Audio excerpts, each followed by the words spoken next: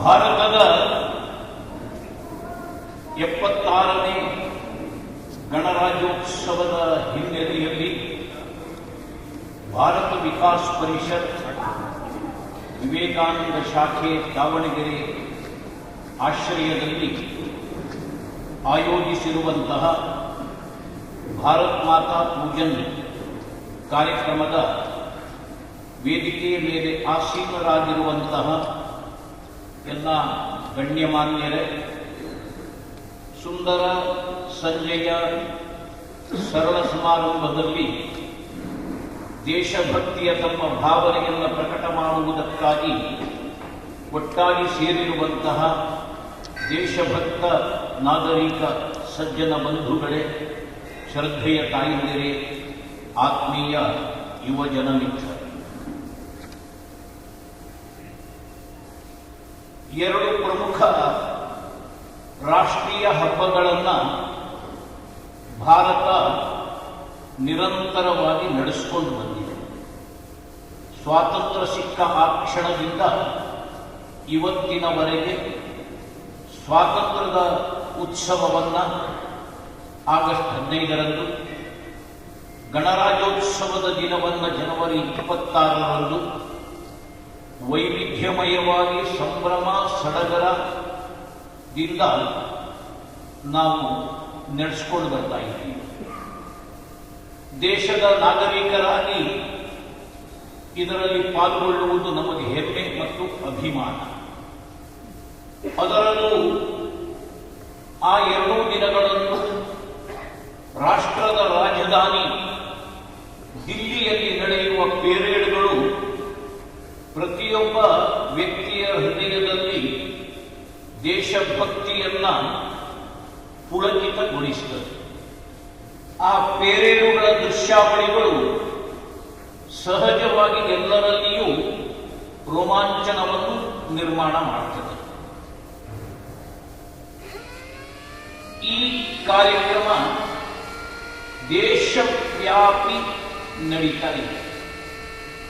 ಆದರೆ ವಿಶೇಷವಾಗಿ ಸರ್ಕಾರಿ ಸಂಯೋಜಿತ ಕಾರ್ಯಕ್ರಮಗಳೇ ಹೆಚ್ಚು ಮತ್ತು ಅದು ಅವರಿಗೆ ಅನಿವಾರ್ಯವೂ ಹೌದು. ಈ ರಾಷ್ಟ್ರೀಯ ಹಬ್ಬಗಳು ಹೆಚ್ಚಾಗಿ ಸರ್ಕಾರಿ ಕಾರ್ಯಕ್ರಮಗಳಾಗಿ ಉಳಿದಿರುವುದು ಒಂದು ದುರಂತವೂ ಹೌದು. ಯಾವ ಸ್ವಾತಂತ್ರ್ಯ, ಯಾವ ಗಣರಾಜ್ಯ ಈ ದೇಶದ ಪ್ರತಿಯೊಬ್ಬ ವ್ಯಕ್ತಿಯ ಹೃದಯದಲ್ಲಿ ದೇಶಭಕ್ತಿಯನ್ನು ಜಾಗೃತಗೊಳಿಸಬೇಕಾಗಿತ್ತು. ದೇಶಕ್ಕೆ ದೇಶವೇ ಸಂಭ್ರಮದಿಂದ ಇದರಲ್ಲಿ ಪಾಲ್ಗೊಳ್ಳಬೇಕಾಗಿತ್ತು. ಆ ದೃಶ್ಯಾವಳಿಗಳನ್ನು ಜಗತ್ತಿನ ಕೆಲವು ದೇಶಗಳಲ್ಲಿ ಇವತ್ತಿಗೂ ನಾವು ಕಾಣಬಹುದು. ಎಲ್ಲ ದೇಶಗಳು ಒಂದಲ್ಲ ಒಂದು ಕಾಲಘಟ್ಟದಲ್ಲಿ ಪರಕೀಯರ ಆಕ್ರಮಣದಿಂದ ಹೊರಕ್ಕೆ ಬಂದವು, ಸ್ವತಂತ್ರವಾದ ದೇಶವನ್ನು ಕಟ್ಟಿಕೊಂಡವು. ಆ ದೇಶಗಳಲ್ಲಿ ಅವುಗಳು ತಮ್ಮ ಸ್ವಾತಂತ್ರ್ಯೋತ್ಸವವನ್ನು ಹೇಗೆ ಆಚರಿಸುತ್ತವೆ ಅಂತ ಏನಾದರೂ ನಾವು ಚಿಂತನೆ ಮಾಡಿದರೆ ಸಹಜವಾಗಿ ಸ್ವಾತಂತ್ರ್ಯ ಅಂತ ಪ್ರಾಪ್ತಿಯಾಗುವಂತಹದ್ದು ಮಧ್ಯರಾತ್ರಿಯಲ್ಲಿ, ಅಧಿಕಾರದ ಹಸ್ತಾಂತರ ಆಗುವುದು ಮಧ್ಯರಾತ್ರಿಯಲ್ಲಿ. ಭಾರತಕ್ಕೆ ಸ್ವಾತಂತ್ರ್ಯ ಸಿಕ್ಕಿದ್ದು ಕೂಡ ಆಗಸ್ಟ್ 14ರ ಮಧ್ಯರಾತ್ರಿಯಲ್ಲಿ. ಆ ಕೆಂಪು ಕೋಟೆಯ ಮೇಲೆ ಹಾರತಾ ಇದ್ದಂಥ ಯೂನಿಯನ್ ಜಾಕ್ ಅನ್ನ ಕೆಳಕ್ಕೆ ಇಳಿಸಿ ತ್ರಿವರ್ಣ ಧ್ವಜಗಳನ್ನು ಹಾರಿಸಿದ ಆ ಕ್ಷಣ ಮಧ್ಯರಾತ್ರಿಯಲ್ಲಿ ನಡೆದದ್ದು.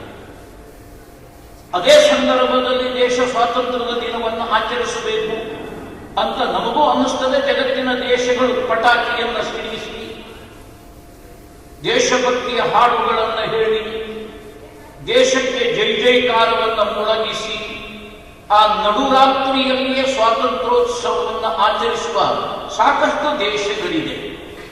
ಹೇಗೆ ನಾವು ಡಿಸೆಂಬರ್ 31ರ ರಾತ್ರಿಯಲ್ಲಿ ಹೊಸ ವರ್ಷವನ್ನ ಸಂಭ್ರಮಿಸುವ ಆ ಕ್ಷಣಗಳನ್ನು ನಾವು ಹೇಗೆ ನಡೆಸ್ತೇವೆ, ಅದೇ ರೀತಿಯಲ್ಲಿ ಸ್ವಾತಂತ್ರ್ಯೋತ್ಸವವನ್ನು ಆಯಾ ದೇಶಗಳು ಮಧ್ಯರಾತ್ರಿಯಲ್ಲಿ ನಡೆಸುವಂತಹ ಉದಾಹರಣೆಗಳು ಇದೆ. ಆದರೆ ಅನುಕೂಲಕ್ಕಾಗಿ ನಾವು ಅದನ್ನು ಬೆಳಿಗ್ಗೆಗೆ ಪರಿವರ್ತಿಸಿದ್ದೀವಿ. ಪರಿವರ್ತನೆ ಪ್ರಾರಂಭ ಆಗುವುದು ಎಲ್ಲಿಂದ, ಅದು ಮುಕ್ತಾಯ ಆಗುವುದು ಎಲ್ಲಿಗೆ ಅನ್ನುವುದು ನಡೆಯುವುದನ್ನು ನಾವು ಸೂಕ್ಷ್ಮವಾಗಿ ಗಮನಿಸಿದರೆ 7 ಗಂಟೆಗೆ ಆರಂಭವಾಗುವ ಧ್ವಜಾರೋಹಣ ಮಧ್ಯಾಹ್ನದವರೆಗೂ ನಡೀತದೆ, ಅವರವರ ಅನುಕೂಲಕ್ಕೆ ತಕ್ಕಂತೆ. ಇನ್ನಷ್ಟು ಸೂಕ್ಷ್ಮವಾಗಿ ನೋಡಿದಾಗ ಅದು ಇವತ್ತು ಸರ್ಕಾರಿ ಸಿಬ್ಬಂದಿಗೆ ಸೀಮಿತವಾಗಿ ಶಾಲಾ ಮಕ್ಕಳಿಗೆ ಒಳಪಟ್ಟು ನಡೀತಾ ಇದೆಯೇ ಹೊರತು ಸಾರ್ವಜನಿಕರ ಇನ್ವಾಲ್ವ್ಮೆಂಟ್ ಅದರೊಳಗೆ ಅಷ್ಟಾಗಿ ಕಂಡು ಬರುವುದಿಲ್ಲ. ಅದಕ್ಕೆ ಕಾರಣವನ್ನು ನಾನು ವಿಶ್ಲೇಷಿಸುವುದಕ್ಕೆ ಹೋಗುವುದಿಲ್ಲ. ಅಕಸ್ಮಾತ್ ಒಟ್ಟಿಗೆ 3 ದಿನಗಳ ಕಾಲದ ರಜೆ ಒಟ್ಟೊಟ್ಟಿಗೆ ಬಂತು ಅಂತ ಹೇಳಿದರೆ ಅದು ಪಿಕ್ನಿಕ್ ಡೇ ಆಗಿ ಕನ್ವರ್ಟ್ ಆಗಿ 3 ದಿನಗಳ ಕಾಲ 4 ದಿನಗಳ ಕಾಲ ಪ್ರವಾಸಕ್ಕೆ ಹೋಗುವುದು ಉಂಟು. ಊರುಗಳೇ ಖಾಲಿ, ಕಾರ್ಯಕ್ರಮದಂತೂ ನಿರಾಶಾದಾಯಕ, ಇಂಥದ್ದು ನಡೆಯುವುದು. ಅದಕ್ಕೆ ಭಿನ್ನವಾದ ರೀತಿಯಲ್ಲಿ ಇವತ್ತು ಭಾರತ ವಿಕಾಸ ಪರಿಷತ್ ಒಬ್ಬ ದೇಶಭಕ್ತ ನಾಗರಿಕನಾಗಿ ಈ ಗಣರಾಜ್ಯೋತ್ಸವವನ್ನು ನಾನು ಹೇಗೆ ಆಚರಿಸಬೇಕು ಅನ್ನುವ ಹಿನ್ನೆಲೆಯಲ್ಲಿ ಅದಕ್ಕೊಂದು ದಿಕ್ಕು, ಅದಕ್ಕೊಂದು ದಿಕ್ಸೂಚಿಯನ್ನು ಕೊಟ್ಟು ಆಚರಿಸುತ್ತಿರುವ ಪರಿ ನಮಗೆಲ್ಲರಿಗೂ ಮೇಲ್ಪಂಕ್ತಿ ಅಂತ ನಾವು ಹೇಳಬಹುದು. ವಿಷಯವನ್ನು ಬಿಟ್ಟು ವಿಚಾರದ ಒಂದು ಮಂಡನೆ, ಒಂದು ರಾಷ್ಟ್ರ ಎದುರಿಸ್ತಾ ಇರುವ ಸವಾಲುಗಳು ಯಾವುದು? ಸವಾಲುಗಳು ಇಲ್ಲದೆ ಇರುವ ದೇಶಗಳೇ ಇಲ್ಲ, ಸಮಸ್ಯೆಗಳು ಇಲ್ಲದೆ ಇರುವ ಸಮಾಜಗಳೂ ಇಲ್ಲ, ಕಷ್ಟ ಕಾರ್ಪಣ್ಯಗಳಿಗೆ ಸಿಲುಕದ ಮನೆಗಳೂ ಇಲ್ಲ. ಒಂದು ಕುಟುಂಬ, ಒಂದು ಸಮಾಜ, ಒಂದು ರಾಷ್ಟ್ರ ತನ್ನ ಅಸ್ತಿತ್ವವನ್ನು ತಾನು ಕಾಯ್ದುಕೊಳ್ಳಬೇಕಾದರೆ 10 ಸವಾಲುಗಳನ್ನು ಎದುರಿಸಬೇಕು, 10 ಸಂಘರ್ಷಗಳಿಗೂ ತನ್ನನ್ನು ತಾನು ಒಡ್ಡಿಕೊಳ್ಳಬೇಕು. ಅದು ಜಗತ್ತಿನ ನಿಯಮ. ಯಾವುದೇ ಒಂದು ದೇಶ ಎಷ್ಟೇ ಬಲಿಷ್ಠ ರಾಷ್ಟ್ರವಾಗಿರಲಿ ಅವರು ಸಮಸ್ಯೆಯನ್ನು ಎದುರಿಸ್ತಾ ಇಲ್ಲ ಅಂತ ಇಲ್ಲ. ಆ ದೇಶಗಳು, ಆ ಸಮಾಜಗಳು ತನ್ನದೇ ಆದಂತಹ ಸ್ವಯಂಕೃತ ಅಪರಾಧದಿಂದಲೂ ಸಮಸ್ಯೆಗಳನ್ನು ಎದುರಿಸುವಂತ ಸಮಾಜ, ದೇಶ, ಕುಟುಂಬ ಎಲ್ಲವೂ ಇದೆ. ಭಾರತ ಅದರಿಂದ ಹೊರತಾಗುವುದು ಸಾಧ್ಯ ಇಲ್ಲ. ಸ್ವಾತಂತ್ರ್ಯವನ್ನು ಪ್ರಾಪ್ತಿ ಪಡೆದ ಸ್ವತಂತ್ರ ಭಾರತದ ಪ್ರಜೆಗಳಾಗಿ ನಮ್ಮ ದೇಶದ ಸವಾಲುಗಳ ಬಗ್ಗೆ ಇವತ್ತು ಚರ್ಚೆ, ಚಿಂತನೆಯನ್ನು ಮಾಡುವುದಕ್ಕೆ ಹೊರಟಿರುವುದು ನಿಜವಾಗಲೂ ಶ್ಲಾಘನೀಯ. ಈ ಹೊಸ ಪರಂಪರೆಯಲ್ಲ, ಭಾರತದ ನೆಲದಲ್ಲಿ ರಾಷ್ಟ್ರೀಯತೆಯ ಪುನರುತ್ಥಾನ, ಭಾರತದ ನೆಲದಲ್ಲಿ ರಾಷ್ಟ್ರೀಯತೆಯ ಪುನರುತ್ಥಾನವನ್ನು ಮಾಡುವುದಕ್ಕೆ ಹೊರಟಿರುವಂತಹ ಸಂಘ ವಿಚಾರ ಪರಿವಾರಗಳು ಅದಕ್ಕೊಂದು ರಭಸವನ್ನು ತಂದಿದೆ. ಒಬ್ಬ ನಾಗರಿಕನಾಗಿ ಈ 2 ರಾಷ್ಟ್ರೀಯ ಹಬ್ಬದ ಸಂದರ್ಭದಲ್ಲಿ ಸಮಾಜದ ಜಾಗೃತಿಗೆ ಹಕ್ಕುಗಳ ಬಗ್ಗೆ ನಾವು ಬಹಳ ಕೇಳ್ತೀವಿ. ಆ ಹಕ್ಕು, ಈ ಹಕ್ಕು, ಮತ್ತೊಂದು ಹಕ್ಕು, ಮಾನವ ಹಕ್ಕು, ಮಗದೊಂದು ಹಕ್ಕು, ಹಕ್ಕುಗಳ ಬಗ್ಗೆ ಘೋಷಣೆಗಳು, ಹಕ್ಕೊತ್ತಾಯಗಳ ಬಗ್ಗೆ ಹೋರಾಟಗಳನ್ನು ಕೇಳ್ತೀವಿ. ಕರ್ತವ್ಯವನ್ನ ಪ್ರಚೋದಿಸುವಂತಹ ಯಾವುದೇ ಹೋರಾಟಗಳು, ಬೇಡಿಕೆಗಳನ್ನು ನಾವು ಕಂಡಿಲ್ಲ. ಹಾಗಾಗಿ ಈ 2 ವಿಶೇಷವಾದಂತಹ ರಾಷ್ಟ್ರೀಯ ಹಬ್ಬಗಳ ಕಾಲಘಟ್ಟದಲ್ಲಿ ಕರ್ತವ್ಯ ಪ್ರಜ್ಞೆಯನ್ನು ಈ ಸಮಾಜದಲ್ಲಿ ಮೂಡಿಸುವುದಕ್ಕಾಗಿ 10 ರೀತಿಯ ಕಾರ್ಯಕ್ರಮಗಳನ್ನು ಸಂಘ ವಿಚಾರ ಪರಿವಾರ ಪ್ರಾರಂಭ ಮಾಡಿದೆ. ಅದಕ್ಕೊಂದು ವೇಗ ಇವತ್ತು ಸಿಕ್ಕಿದೆ. ಭಾರತದ ಸ್ವಾತಂತ್ರ್ಯೋತ್ಸವದ ಸಂದರ್ಭದಲ್ಲಿ ಅಖಂಡ ಭಾರತ ಸಂಕಲ್ಪ ದಿನದ ಹೆಸರಿನಲ್ಲಿ 15 ದಿನಗಳ ಪಾಕ್ಷಿಕ, 1 ವಾರದ ಸಪ್ತಾಹವನ್ನ ಅನೇಕ ಸಂಘಟನೆಗಳು, ಅದರಲ್ಲಿಯೂ ಯುವ ಸಂಘಟನೆಗಳು ಪ್ರಾರಂಭ ಮಾಡಿಯೇ 30-40 ವರ್ಷಗಳಾಯಿತು. ಏನು ಅದರ ಉದ್ದೇಶ?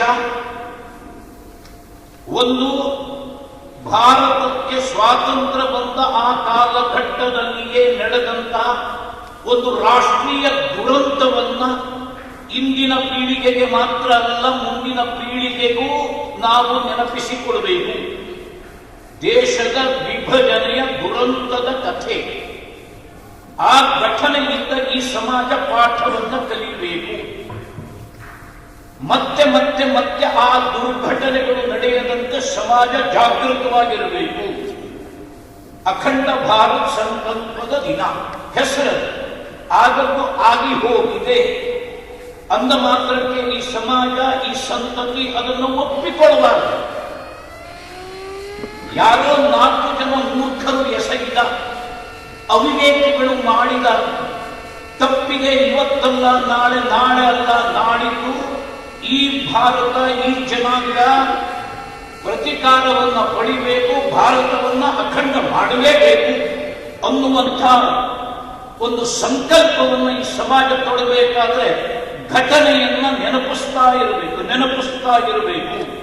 ಅದು ಅಖಂಡ ಭಾರತ್ ಸಂಕಲ್ಪ ದಿನದ ಮೊದಲನೆಯ ಉದ್ದೇಶ.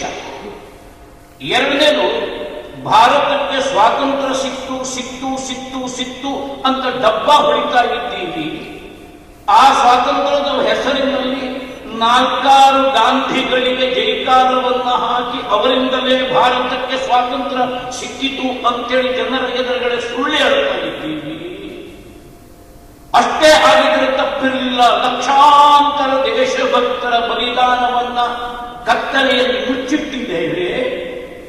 ಹಾಗಾಗಿ ಭಾರತದ ಇವತ್ತಿನ ಪೀಳಿಗೆಗೆ ಸ್ವಾತಂತ್ರ್ಯದ ಕಿಮ್ಮತ್ತೇ ಅರ್ಥ ಆಗಿಲ್ಲ, ಅದರ ವ್ಯಾಲ್ಯೂ ಏನು ಅನ್ನುವುದೇ ತಿಳುವಳಿಕೆ ಬಂದಿಲ್ಲ. ಈ ಭಾರತದ ಸ್ವಾತಂತ್ರ್ಯದ ಸಂಗ್ರಾಮ ಅನ್ನುವುದು ಮಹಾತ್ಮ ಗಾಂಧಿ ಭಾರತಕ್ಕೆ ಕಾಲ ಇಟ್ಟ ಮೇಲೆ ಮಾತ್ರ ಪ್ರಾರಂಭ ಆಗುತ್ತಲ್ಲ. 1921ಕ್ಕಿಂತ ಮುಂಚೆಯೂ ಭಾರತದ ನೆಲದಲ್ಲಿ ಸ್ವಾತಂತ್ರ್ಯದ ಸಂಗ್ರಾಮ ನಡೆದಿತ್ತು. ಭಾರತ ಗುಲಾಮಿ ಭಾರತವಾಗಿತ್ತು. ಭಾರತದಷ್ಟು ಸುದೀರ್ಘವಾದ ಸ್ವಾತಂತ್ರ್ಯದ ಸಂಗ್ರಾಮವನ್ನ ನಡೆಸಿದ ದೇಶ ಜಗತ್ತಿನಲ್ಲಿ ಮುತ್ಯಾವುದೂ ಇಲ್ಲ ಅನ್ನುವುದನ್ನು ಇವತ್ತಿನ ಪೀಳಿಗೆಗೆ ನೆನಪಿಸಿಕೊಡಬೇಕು.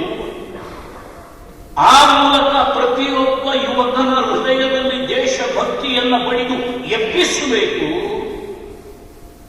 ಇವತ್ತಿನ ಯುವ ಜನಾಂಗಕ್ಕೆ ಆ 600 ವರ್ಷ ಆಳಿದ ಮೊಘಲರ ವೇಷದ ಮುಸಲ್ಮಾನರ ದಬ್ಬಾಳಿಕೆ ದೌರ್ಜನ್ಯವನ್ನ ನೆನಪಿಸಿಕೊಡಬೇಕು.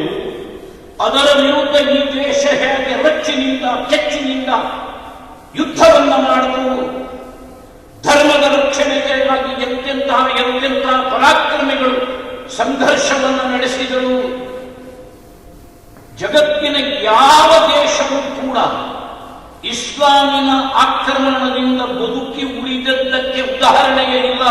ಭಾರತ 600 ವರ್ಷದ ಇಸ್ಲಾಮಿನ ಆಕ್ರಮಣಕ್ಕೆ ಒಳಗಾದ ನಂತರವೂ ಬದುಕಿ ಬಂದ ಪರಾಕ್ರಮಿ ಸಮಾಜ ಅನ್ನುವುದನ್ನು ಸಾಕ್ಷಿ ಸಮೇತವಾಗಿ ಸಮಾಜದ ಎದುರು ತೆರೆದಿಡಬೇಕು. ಒಬ್ಬ ಹೇಳ್ತಾನೆ, ಹಿಂದೂ ಅಂದ್ರೆ ಹೇಳಿ ಮುಸಲ್ಮಾನ್ ಅಂದ್ರೆ ಗುಂಡ. ಅದನ್ನು ಜನ ನಂಬಬಾರದು. ಅದು ಸುಳ್ಳು, ಅದು ಶತ ಸುಳ್ಳು. ಯಾರು ಹಿಂದೂ ಅಂದ್ರೆ ಹೇಳಿ ಮುಸಲ್ಮಾನ್ ಅಂದ್ರೆ ಗುಂಡ ಅಂತ ತಿಳಿದಿದ್ರು ಅವರ ಕಣ್ಣೆದುರಿನಲ್ಲಿ ಒಂದು ಕ್ಷಣದಲ್ಲಿ ನೇತಾಜಿ ಸುಭಾಷ್ ಚಂದ್ರ ಬೋಸ್ರ ಹೆಸರು ಬಂದಿದ್ದರೆ ಆ ಮಾತನ್ನ ಹೇಳುವ ಅಪರಾಧವನ್ನ ಆ ಮುದುಕ ಮಾಡ್ತಾ ಇರಲಿಲ್ಲ.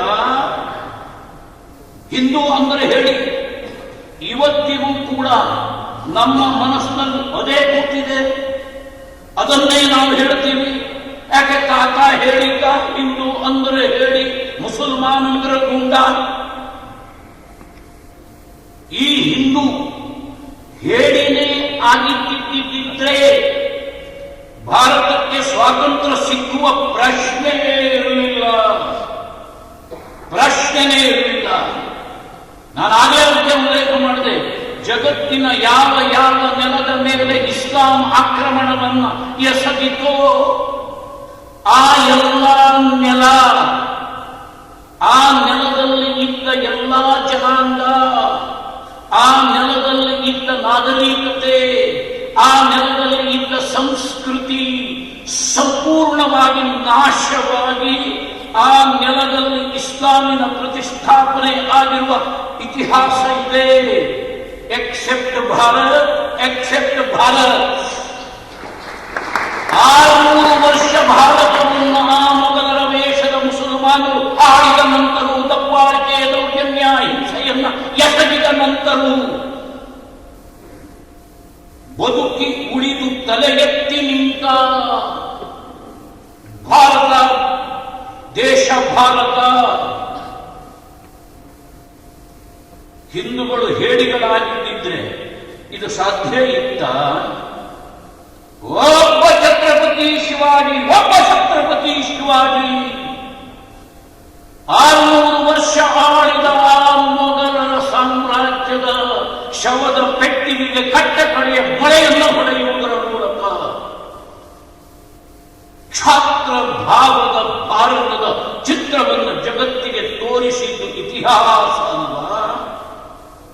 ಅದನ್ನ ಇವತ್ತಿನ ಯುವಜನಾಂಗಕ್ಕೆ ನಾವು ನೆನಪಿಸಬೇಕಲ್ವಾ? ಭಾರತ ಶಾಶ್ವತ, ರಾಷ್ಟ್ರ ಶಾಶ್ವತ, ಸಮಾಜ ನಿರಂತರ, ಸಂಸ್ಕೃತಿ ನಿರಂತರ. ಇದನ್ನು ಕಾಯ್ದುಕೊಳ್ಳಬೇಕಾದರೆ ಈ ನೆಲದ ಪ್ರತಿಯೊಬ್ಬ ವ್ಯಕ್ತಿಯ ಹೃದಯದಲ್ಲಿ ನಿರಂತರವಾಗಿ ತನ್ನ ಸಾಮಾಜಿಕ ಹೊಣೆಗಾರಿಕೆ, ರಾಷ್ಟ್ರೀಯ ಕರ್ತವ್ಯವನ್ನ ನೆನಪಿಸುವ ಒಂದು ಜಾಗೃತಿಯ ಚಳುವಳಿ ನಿರಂತರವಾಗಿ ನಡೆಯಬೇಕು. ಅದಕ್ಕಾಗಿ ಅಖಂಡ ಭಾರತ ಸಂಕಲ್ಪದ ದಿನ ಭಾರತದ ಸ್ವಾತಂತ್ರ್ಯದ ಸಂಗ್ರಾಮದ ಪರಾಕ್ರಮಿ ವೀರ ಇತಿಹಾಸವನ್ನ ಇಂದಿನ ಪೀಳಿಗೆಗೆ ನೆನಪಿಸಿಕೊಡುವುದು ಆ ಅಖಂಡ ಭಾರತ ಸಂಕಲ್ಪ ದಿನದ ಉದ್ದೇಶ.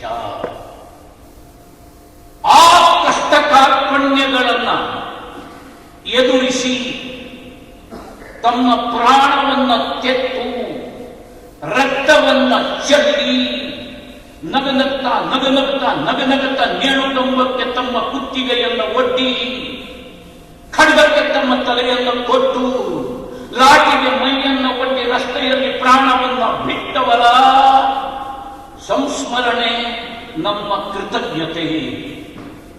ಇಂದಿನ ನಮ್ಮ ಸುಖಕ್ಕಾಗಿ ಅಂದು ಪ್ರಾಣವನ್ನು ತೆತ್ತವರ ಎಲ್ಲರನ್ನೂ ನೆನಪಿಸಿಕೊಳ್ಳಬೇಕು. ಯಾವಾಗ ಅವರ ತ್ಯಾಗ, ಅವರ ಬಲಿದಾನ ಸಾರ್ಥಕವಾದ ಆ ಕ್ಷಣ, ಆಗಸ್ಟ್ 14ರ ಮಧ್ಯರಾತ್ರಿ ಭಾರತದ ಸ್ವಾತಂತ್ರ್ಯೋತ್ಸವದ ಆ ಕ್ಷಣ.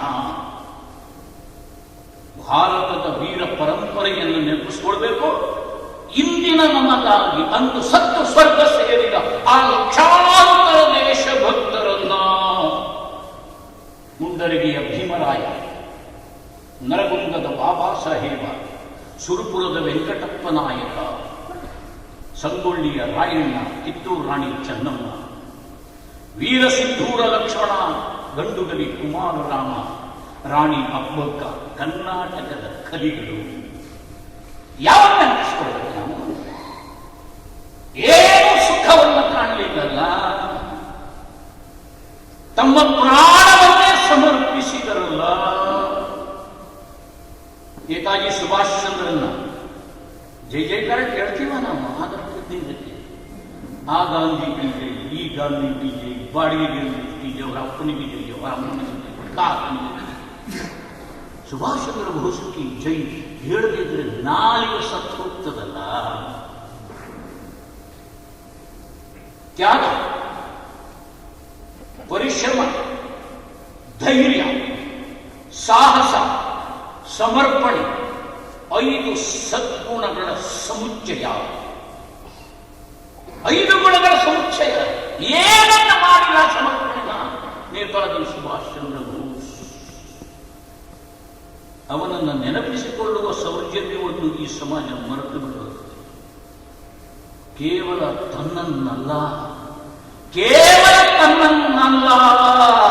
ಇಡೀ ತನ್ನ ಕುಟುಂಬವನ್ನೇ ಸ್ವಾತಂತ್ರ್ಯದ ಯಜ್ಞದ ಕುಂಡಕ್ಕೆ ಬಲಿಯನ್ನು ಕೊಟ್ಟು ಸರ್ವನಾಶವನ್ನು ಕಣ್ಣಾರೆ ಕಂಡು ಸ್ವತಂತ್ರ ಭಾರತದ ಸೆರೆಮನೆಯಲ್ಲಿಯೂ 18 ವರ್ಷಗಳ ಕಾಲ ಶಿಕ್ಷೆಯನ್ನು ಅನುಭವಿಸುವಂತ ಕಷ್ಟಕ್ಕೆ ಸಿಲುಕಿದ ಆ ಸ್ವಾತಂತ್ರ್ಯ ವೀರ ಸಾವರ್ಕರ್.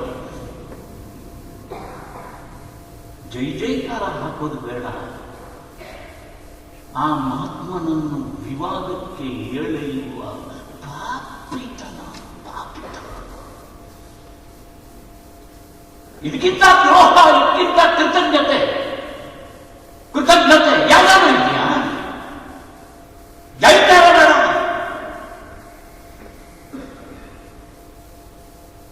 ಯಾರ ಸ್ವಾತಂತ್ರ್ಯ ವೀರ ಸಾವರ್ಕರ್? ತಾಯಿ ನೆಲವೇ ಮನಸ್ಸೆಲ್ಲ ಮುಡಿಪಾಯಿತು ನಿನಗೆ, ಮಾತು ಮಾತಿನ ಪ್ರತಿಭೆ ಅರ್ಪಿತವು ಜೊತೆಗೆ, ರಸಕವಿತೆ ಹೊಸ ಹೊಸ ಬರೆದಿರದೆ ನಿನಗೆ, ನಿನ್ನ ಹೊರತಿಲ್ಲವೇ ಲೇಖನಿಯ ಮನೆಗೆ. ಎಲ್ಲಿ ಬರೆದಿತ್ತು ಲೇಖನಿ? ಜೈಲಿನಲ್ಲಿ ಗೋಡೆ ಮೇಲೆ ಹೇಳ್ತಾನೆ. ಅತ್ತಿಗೆಯ ಸಮರ್ಪಣೆ, ತಮ್ಮನ ಆತ್ಮಾರ್ಪಣೆ ಇವತ್ತಿನ ಪೀಳಿಗೆಗೆ ನೆನಪಿಸಬೇಕಲ್ಲ. ಬಿಟ್ಟಿಯಾಗಿ ಸಿಕ್ಕಿದ್ದಲ್ಲ ಭಾರತಕ್ಕೆ ಸ್ವಾತಂತ್ರ್ಯ, ಬ್ರಿಟಿಷರು ಹಾಕಿದ ಭಿಕ್ಷೆ ಅಲ್ಲ ಭಾರತಕ್ಕೆ ಸ್ವಾತಂತ್ರ್ಯ, ರಕ್ತವನ್ನು ಚೆಲ್ಲಿ ಪಡೆದ ಸ್ವಾತಂತ್ರ್ಯ ಇವತ್ತಿನ ಪೀಳಿಗೆಗೆ ನೆನಪಿಸಬೇಕು. ಆವಾಗ ಆ ಸ್ವಾತಂತ್ರ್ಯದ ಕಿಮ್ಮತ್ ಅರ್ಥ ಆಗ್ತದೆ. ಯೋಜನಾಬದ್ಧವಾಗಿ ಭಾರತದ ನೆಲದಲ್ಲಿ ಸ್ವಾಭಿಮಾನ ಅನ್ನುವುದು ಸಿಡಿದು ಏಳಬಾರದು. ಅದನ್ನ ಕೊಲ್ಲುವುದಕ್ಕಾಗಿಯೇ ಪಂಡಿತ್ ಜವಾಹರಲಾಲ್ ನೆಹರುವಿನಿಂದ ಹಿಡಿದು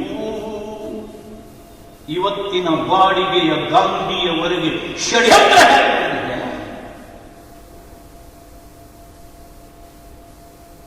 ಯೋಜನಾಬದ್ಧ ಉದ್ದೇಶ ಏನು?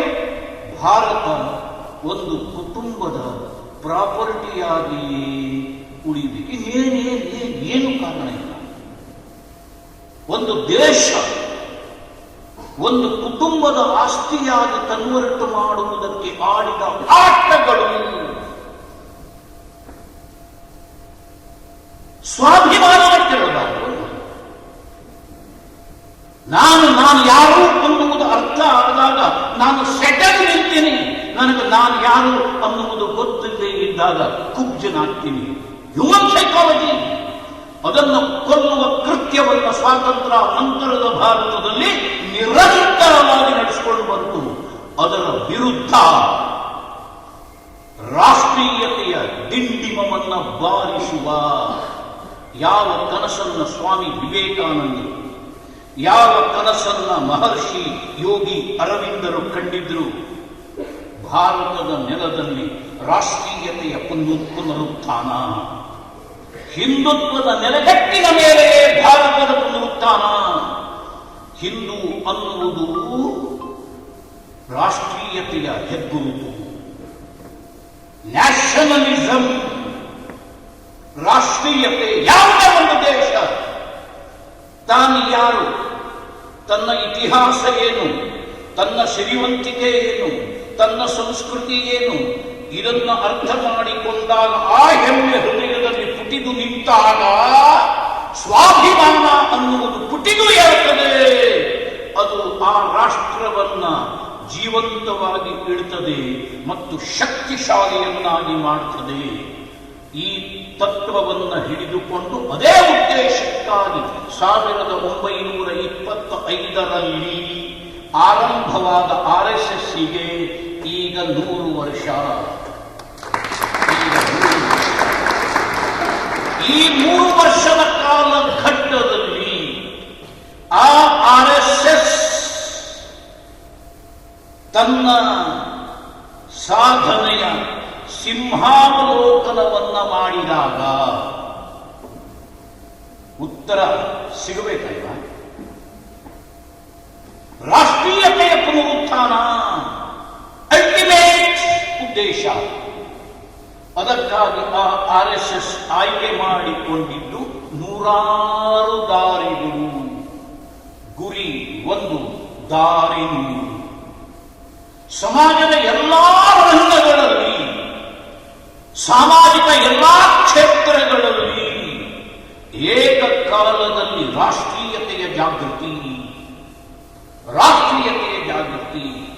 ಹಮ್ ಕಿಸಿ ಸೆ ಕಮ್ ನಹೀ ಅನ್ನುವ ಭಾವನೆಯನ್ನು ಬಳಿದು ಎಬ್ಬಿಸುವ ಆಂದೋಲನವನ್ನು 100 ವರ್ಷದ ಕಾಲಘಟ್ಟದಲ್ಲಿ ಒಮ್ಮೆ ಸಿಂಹ ಕಾಡಿನಲ್ಲಿ ನಡೆದು, ಮೃಗರಾಜ ಸಿಂಹ ಕಾಡಿನಲ್ಲಿ ನಡೆದು ಒಂದು ಬೆಟ್ಟದ ತುತ್ತ ತುದಿಗೆ ಹೋಗಿ ನಿಂತು ನೋಡ್ತದಂತೆ, ನಾನು ಎಷ್ಟು ಬಂದೆ ಅಂತ. ಈ 100 ವರ್ಷದ ಸಾಧನೆಯ ಚಿತ್ರಣವನ್ನು ಕಣ್ಣೆದುರಿನಲ್ಲಿ ತಂದುಕೊಂಡ ತೃಪ್ತಿ ಇದೆ ಅಂತ ನಾನು ಹೇಳುವುದಿಲ್ಲ. ಸಮಾಧಾನ ಇದೆ. ಸಮಾಧಾನ ಎಷ್ಟರ ಮಟ್ಟಿಗೆ ಆಗಿದೆ ಅಂತ ಹೇಳುವುದನ್ನು ನಾವು ವರ್ಣಿಸಬಾರದು, ಶತ್ರುಗಳನ್ನು ಕೇಳಬೇಕು. ಯಾವ ಯಾವ ಶಕ್ತಿಗಳು ಭಾರತದ ನಾಶಕ್ಕಾಗಿ ಆಡಬಾರದ ಆಟಗಳನ್ನ ಸ್ವಾತಂತ್ರ್ಯಕ್ಕಿಂತ ಮುಂಚೆ ಸ್ವಾತಂತ್ರ್ಯ ನಂತರ ಭಾರತದಲ್ಲಿ ನಡೆಸಿಕೊಂಡು ಬಂದರು, ಅವರನ್ನ ಕೇಳಬೇಕು. ನಿದ್ದೆ ಗಣ್ಣಿನಲ್ಲಿಯೂ ಬೆಚ್ಚಿ ಬೀಳುವ ಆ ದ್ರೋಹಿಗಳು ಕಣ್ಣ ಹಾಯಿಸಿದಲ್ಲಿ ಸಂಘ ಪರಿವಾರ, ಹಿಂದುತ್ವ.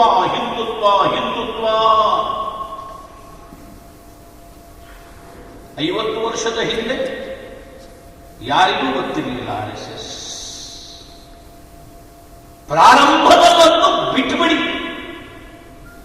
ಹಾಸ್ಯ ಮಾಡ್ತಿದ್ರು. ಡಾಕ್ಟರ್ ಹೆಡ್ಗೆ ಅವರನ್ನು ಗವಾರೋಂಕಿ ಹೆಡ್ ಅಂತ ಕರೀತಿದ್ರು. ಸಂಘವನ್ನು ಪ್ರಾರಂಭ ಮಾಡಿದ ಡಾಕ್ಟರ್ಗೆ ಅವರನ್ನು ಗವಾರೋಂಕಿ ಹೆಡ್ ಅಂತ ಕರೀತಿದ್ರು.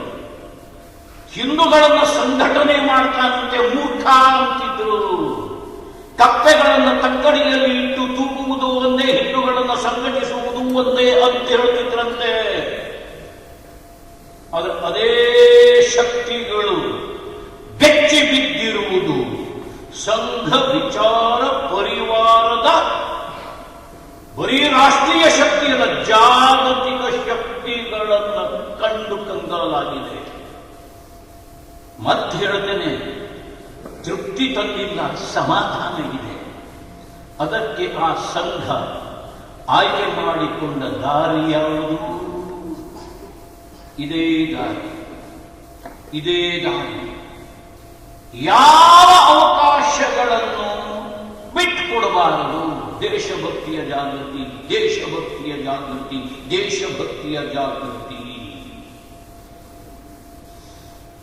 ಅದರಲ್ಲಿ ಭಾರತ ವಿಕಾಸ್ ಪರಿಷತ್ ಒಂದು ಭಾಗವಾಗಿ ಜನವರಿ 26 ಈ ದೇಶದ ದೇಶಭಕ್ತ ಜಾಗೃತ ನಾಗರಿಕ ಹೇಗೆ ಆಚರಿಸಬೇಕು?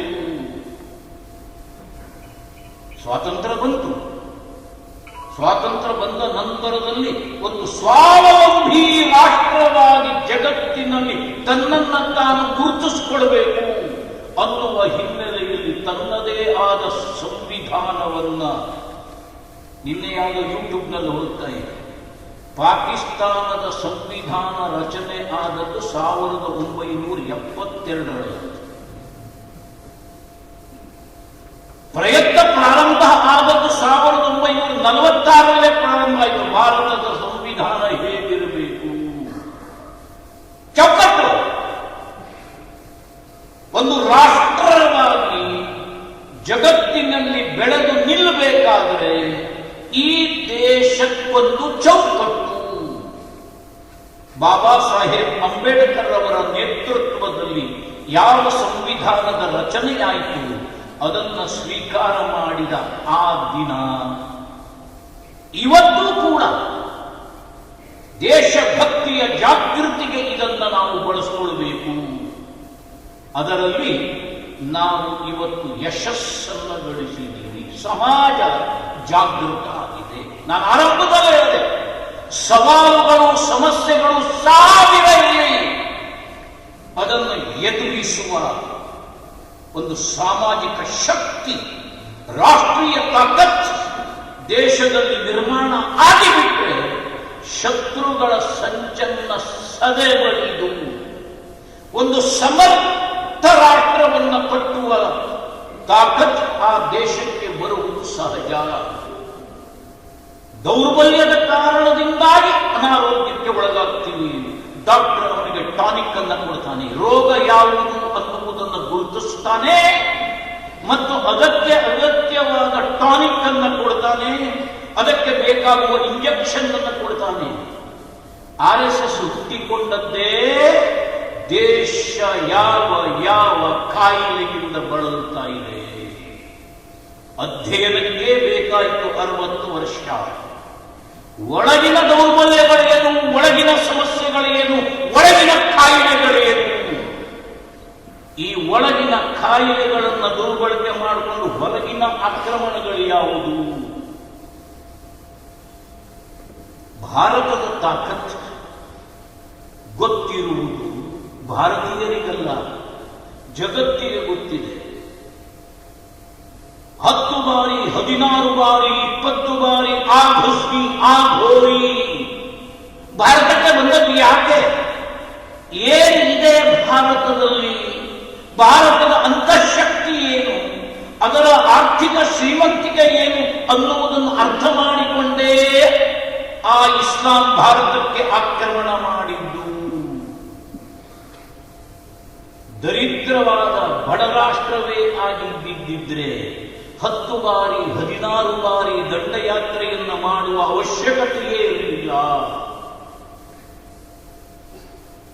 ಸಾಂಸ್ಕೃತಿಕವಾಗಿ ಸಿರಿವಂತವಾದ ರಾಷ್ಟ್ರ ಭಾರತದ ಒಡಲಿನ ಒಳಗೆ ಎಲ್ಲಿ ಕೈ ಇಟ್ಟರೂ ಕೂಡ ಅಲ್ಲಿ ಚಿನ್ನದ ಖನಿಜಗಳು. ಯಾವುದು? ತಿರುವನಂತಪುರಂ ದೇವಸ್ಥಾನ ಒಂದರಲ್ಲಿಯೇ ಕೂಡಿಟ್ಟಿರುವ ಹಣವನ್ನು ಎಣಿಸುವುದಕ್ಕೆ ಇವತ್ತಿಗೂ ಆಗಿಲ್ಲ. ಒಂದು ದೇವಸ್ಥಾನದ ಕಥೆ ಹೇಳ್ತಾ ಇದ್ದೀನಿ ನಾನು.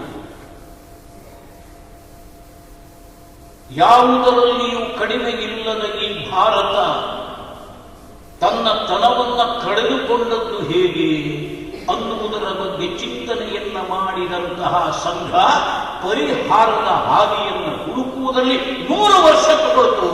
ಪರಿವರ್ತನೆಯ ದಿಕ್ಕಿನ ಕಡೆಗೆ ನಾವು ಹೋಗ್ತಾ ಇದ್ದೀವಿ. ಶತ್ರುಗಳು ಸಂಚು ನಿರಂತರವಾಗಿ ನಡೆಯುವುದೇ. ರಾಮ ಇದ್ದಾಗ ರಾವಣ ಇದ್ದ. ರಾವಣ ಇದ್ದದ್ದಕ್ಕಾಗಿಯೇ ರಾಮ ಬಂದಿರಬಹುದು. ಕೃಷ್ಣ ಇದ್ದಾಗ ಕಂಸ ಇದ್ದ. ಕಂಸನನ್ನು ಕೊಲ್ಲುವುದಕ್ಕಾಗಿಯೇ ಕೃಷ್ಣ ಬಂದಿರಬಹುದು. ವಾಸ್ತವತೆ ಇದೆ. ಈ ಬಲಿಷ್ಠ ಸಾಂಸ್ಕೃತಿಕ ಆರ್ಥಿಕ ಶ್ರೀಮಂತ ರಾಷ್ಟ್ರವನ್ನು ಬಗ್ಗು ಬಡಿಯುವ ಕನಸನ್ನು ಹೊತ್ತವರು ಇವತ್ತಿಗೂ ಜೀವಂತವಾಗಿದ್ದಾರೆ. 2 ಬಾರಿ ಸೋತರೂ ಕೂಡ, ಹಿಮ್ಮೆಟ್ಟಿಸಿದರೂ ಕೂಡ ಮತ್ತೆ ಮತ್ತೆ ಮತ್ತೆ ಮತ್ತೆ ಭಾರತದ ಮೇಲೆ ಹಿಡಿತವನ್ನು ಸಾಧಿಸುವ ಕೆಟ್ಟ ಕನಸನ್ನು ಕಾಣುವ ಕ್ಷುದ್ರ ಶಕ್ತಿಗಳು ಜಗತ್ತಿನಲ್ಲಿ ಇವತ್ತಿಗೂ ಭಾರತದ ಕಡೆಗೆ ನೋಡ್ತಾ ಇದ್ದಾವೆ. ಅವರು ತಮ್ಮ ಕಾರ್ಯಾಚರಣೆಯನ್ನು ನಡೆಸ್ತಾನೆ ಇದ್ದಾರೆ. ಯಾವ ಜಯಚಂದ್ರ, ಯಾವ ಮಾನಸಿಂಗ ಅವತ್ತು ಮೊದಲು ಭಾರತಕ್ಕೆ ಕಾಲಿಡುವುದಕ್ಕೆ ಸಹಕಾರವನ್ನು ಕೊಟ್ಟಿದ್ರು. ಅಂತಹ ಶಕ್ತಿಗಳು, ಅಂತಹ ಬ್ರೋಕರ್ಗಳು ಇವತ್ತಿಗೂ ಜೀವಂತವಾಗಿ ಇದ್ದಾರೆ ಸೆಕ್ಯುಲರಿಸಂನ ಹೆಸರಿನಲ್ಲಿ. ಮರ ಕಡಿದು ಕೆಳಕ್ಕೆ ಉರುಳುವುದಕ್ಕೆ ಕಾರಣ ಕೊಡಲಿಯಲ್ಲ, ಕೊಡಲಿಯ ಹಿಂದಿರುವ ಕೋಲು. ಅದು ಒಂದು ಸವಾಲೆ. ಇತಿಹಾಸದಿಂದ ಈ ಸಮಾಜ ಪಾಠ ಕಲಿಬೇಕು. ಯಾವಾಗ ಸಾಧ್ಯ? ಸಜ್ಜನ ಶಕ್ತಿ ರಾಷ್ಟ್ರ ಶಕ್ತಿಯಾಗಿ ಕನ್ವರ್ಟ್ ಆಗಿದೆ. ಸಜ್ಜನ ಶಕ್ತಿ ರಾಷ್ಟ್ರ ಶಕ್ತಿಯಾಗಿ ಕನ್ವರ್ಟ್ ಆಗಬೇಕು. ಗಾಢಾಂಧಕಾರದ ಒಳಗೆ, ಕಗ್ಗತ್ತಲಿನ ಒಳಗೆ ಒಂದು ಲೈಟ್, ಒಂದು ಚಿಮಣಿ, ಒಂದು ಹಣತೆ, ಒಂದು ಕ್ಯಾಂಡಲ್, ಒಂದು ದೀಪ ಪ್ರಜ್ವಲಿಸಬೇಕು. ಆ ಪ್ರಯತ್ನವನ್ನು ಪ್ರಾರಂಭ ಮಾಡಿದ RSS 100 ವರ್ಷದ ಒಳಗಾಗಿ ಈ ಸಮಾಜ ಸಾಯುವ ಸಮಾಜ ಅಲ್ಲ. ಈ ಸಮಾಜ ಜಗತ್ತಿಗೆ ಬೆಳಕನ್ನು ಕೊಡುವ ತಾಕತ್ತಿರುವ ಸಮಾಜ, ಸ್ವಾಭಿಮಾನಿ ಸಮಾಜ, ಸ್ವಾವಲಂಬಿ ಸಮಾಜ, ಸಂಘಟಿತ ಸಮಾಜ, ಸಶಕ್ತ ಸಮಾಜ ಅನ್ನುವ ಕೂಗನ್ನ ಜಗತ್ತಿನ ಮೂಲೆ ಮೂಲೆಗಳಲ್ಲಿ ಮೊಳಗುವಂತೆ ಮಾಡುವುದರಲ್ಲಿ ನಾವು ಯಶಸ್ವಿ ಆಗಿದ್ದೇವೆ. ರಾಮ ಜನ್ಮಭೂಮಿ ಆಂದೋಲನ ಅದಕ್ಕೊಂದು ಸಾಕ್ಷಿ. ಕೇವಲ ಒಂದು ಕಟ್ಟಡದ ಕುರಿತಾಗಿ ನಡೆದ ಹೋರಾಟ ಅದಲ್ಲ. ಸ್ವಾತಂತ್ರ್ಯ ನಂತರದ ಭಾರತದಲ್ಲಿ ಹಿಂದೂ ಸಮಾಜದ ಸ್ವಾಭಿಮಾನವನ್ನ ಬಡಿದು ಎಬ್ಬಿಸುವುದಕ್ಕಾಗಿ ನಡೆದಂತಹ ಚಳುವಳಿ. ಅದುವರೆಗೆ ಜಗತ್ತಿಗೆ ಮಕ್ಕಾ ಗೊತ್ತಿತ್ತು, ಮದೀನಾ ಗೊತ್ತಿತ್ತು, ವ್ಯಾಟಿಕನ್ ಗೊತ್ತಿತ್ತು, ಜೆರೂಸಲೇಮ್ ಗೊತ್ತಿತ್ತು. ಭಾರತ ಅನ್ನುವ ದೇಶ ಇದೆ, ಅಲ್ಲಿ ಹಿಂದೂ ಅನ್ನುವ ಸಮಾಜ ಇದೆ. ಆ ಹಿಂದೂಗಳಿಗೆ ಕೋಟಿ ಕೋಟಿ ಹಿಂದೂಗಳ ಶ್ರದ್ಧಾ ಕೇಂದ್ರಗಳಿದೆ. ಅಯೋಧ್ಯ ಇದೆ, ಮಥುರಾ ಇದೆ, ಕಾಶಿ ಇದೆ. ಗೊತ್ತಿರಲಿಲ್ಲ. ಜಾಗೃತ ಹಿಂದೂ, ಸಂಘಟಿತ ಹಿಂದೂ, ಸ್ವಾಭಿಮಾನಿ ಹಿಂದೂ ರಾಮ ಜನ್ಮಭೂಮಿಯ ಮುಕ್ತಿಯ ಆಂದೋಲನದ ಹೆಸರಿನಲ್ಲಿ 6 ಡಿಸೆಂಬರ್ 1992 ಅಯೋಧ್ಯೆಯ ಮುಕ್ತಿಗಾಗಿ ಅಯೋಧ್ಯೆಗೆ ಲಗ್ಗೆಯನ್ನ ಇಟ್ಟಾಗ ಜಗತ್ತು ಹೇಗೆ ನಡೆದುಕೊಂಡಿತು? ಜಗತ್ತಿನ ಮೂಲೆ ಮೂಲೆಗಳಲ್ಲಿ ವಾಸಿಸುವ ಕೋಟಿ ಕೋಟಿ ಹಿಂದೂಗಳ ಕಂಠದಿಂದ ಮೊಳಗಿ ಬಂದ ಘೋಷಣೆ ಏನೋ, ಜೈ ಶ್ರೀರಾಮ್, ಜೈ ಶ್ರೀರಾಮ್, ಜೈ ಶ್ರೀರಾಮ್. ಯಾವ ದೃಶ್ಯಾವಳಿಯನ್ನ ಜನವರಿ 22, 2024 ನಾವು ಕಂಡೆವೋ ಅದು ಪ್ರಾರಂಭ ಆದದ್ದು ಜಗತ್ತಿನ ಮೂಲೆ ಮೂಲೆಗಳಲ್ಲಿ ವಾಸಿಸುವ ಕೋಟಿ ಕೋಟಿ ಹಿಂದೂಗಳ ಹೃದಯದಿಂದ ಬಂದ ಆ ಕಂಠನಾದ ಜೈ ಶ್ರೀರಾಮ್, ಜೈ ಶ್ರೀರಾಮ್, ಜೈ ಶ್ರೀರಾಮ್. ಸಾಧಾರಣವಾದ ಬದಲಾವಣೆ ಅಲ್ಲ. ಸತ್ತೇ ಹೋದ ಸಮಾಜ, ಇದಕ್ಕೆ ಬದುಕು ಇಲ್ಲ, ಭವಿಷ್ಯವೂ ಇಲ್ಲ. ಸ್ವಾಮಿ ವಿವೇಕಾನಂದರು ಹೇಳ್ತಾ ಇದ್ದರಂತೆ, ಅಮೆರಿಕಕ್ಕೆ ಹೋದಾಗ ಭಾರತದ ಹಿಂದೂಗಳ ಬಗ್ಗೆ ಆ ಬ್ರಿಟಿಷರು ಹೇಗೆ ಜಗತ್ತಿನಲ್ಲಿ ಚಿತ್ರಿಸಿದ್ರು ಅಂದ್ರೆ ಅನಾಗರಿಕರು. ಹುಟ್ಟಿದ ಮಕ್ಕಳನ್ನು ತಗೊಂಡೋಗಿ ಸಮುದ್ರದಲ್ಲಿ ಮೀನುಗಳಿಗೆ ಎಸೆದು ಆ ಮೀನುಗಳ ಅದನ್ನು ಕಿತ್ತು ತಿನ್ನುವಾಗ ಕೇಕೆ ಹಾಕಿ ಕುಣಿತಾ ಇರುವಂತಹ ಅನಾಗರಿಕ ಸಮಾಜ ಅಂತ ಪ್ರಚಾರ ಮಾಡಿಬಿಡುತ್ತೆ. ಅದನ್ನು ಜಗತ್ ನಂಬಿದ ಕಾಲ ಇತ್ತು.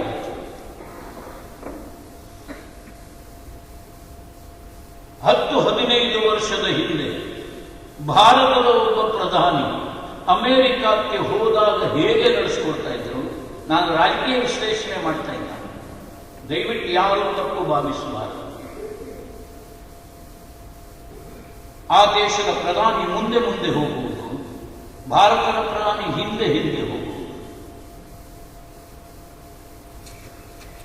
ಇತ್ತೀಚೆಗೆ ಆಗಿರುವ ಬದಲಾವಣೆಯನ್ನು ನಮ್ಮ ದೇಶದ ಪ್ರಧಾನಿಯೇ ಆ ದೇಶದ ಪ್ರಧಾನಿಯ ಬೆನ್ನನ್ನು ತಟ್ಟಿ ವೇದಿಕೆಯನ್ನು ಹತ್ತಿ ಸಿಂಹಾವಲೋಕನ ಮಾಡಿದ ಹಾಗೆ ತಿರುಗುವುದು, ಜನ ಚಪ್ಪಾಳೆ ಹೊಡೆದು ಕುಣಿದು ಕುಪ್ಪೊಳಿಸುವುದು.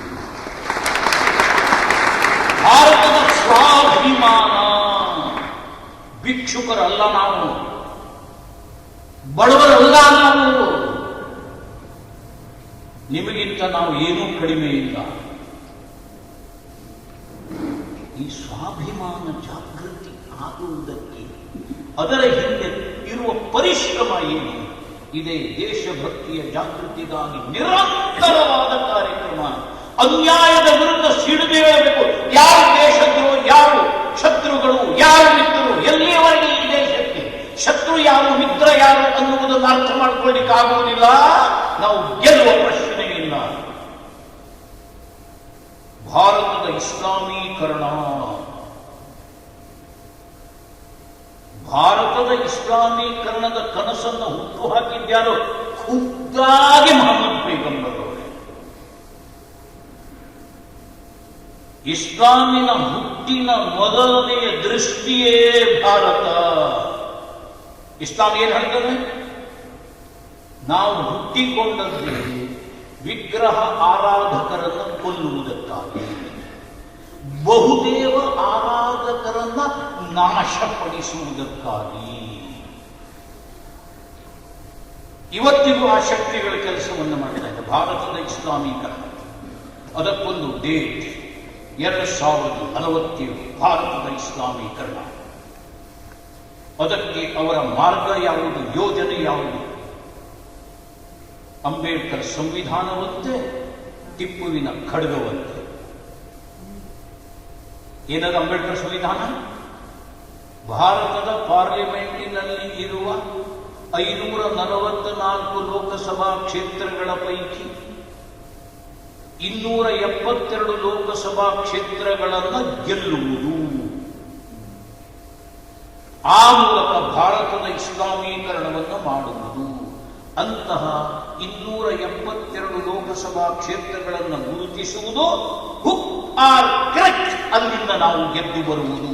ಅದಕ್ಕೆ ಇನ್ನು 24 ವರ್ಷಗಳ ಸಮಯವನ್ನು ತೆಗೆದುಕೊಳ್ಳುವುದು.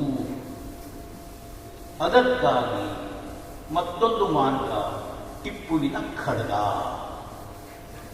ಯಾವ ಕೃತ್ಯವನ್ನ 47ರಲ್ಲಿ ಎಸಗಿ ಮುಸ್ಲಿಂ ಲೀಗ್ ಪಾಕಿಸ್ತಾನವನ್ನು ತನ್ನದಾಗಿಸಿಕೊಂಡಿತೋ, ಡೈರೆಕ್ಟ್ ಆಕ್ಷನ್.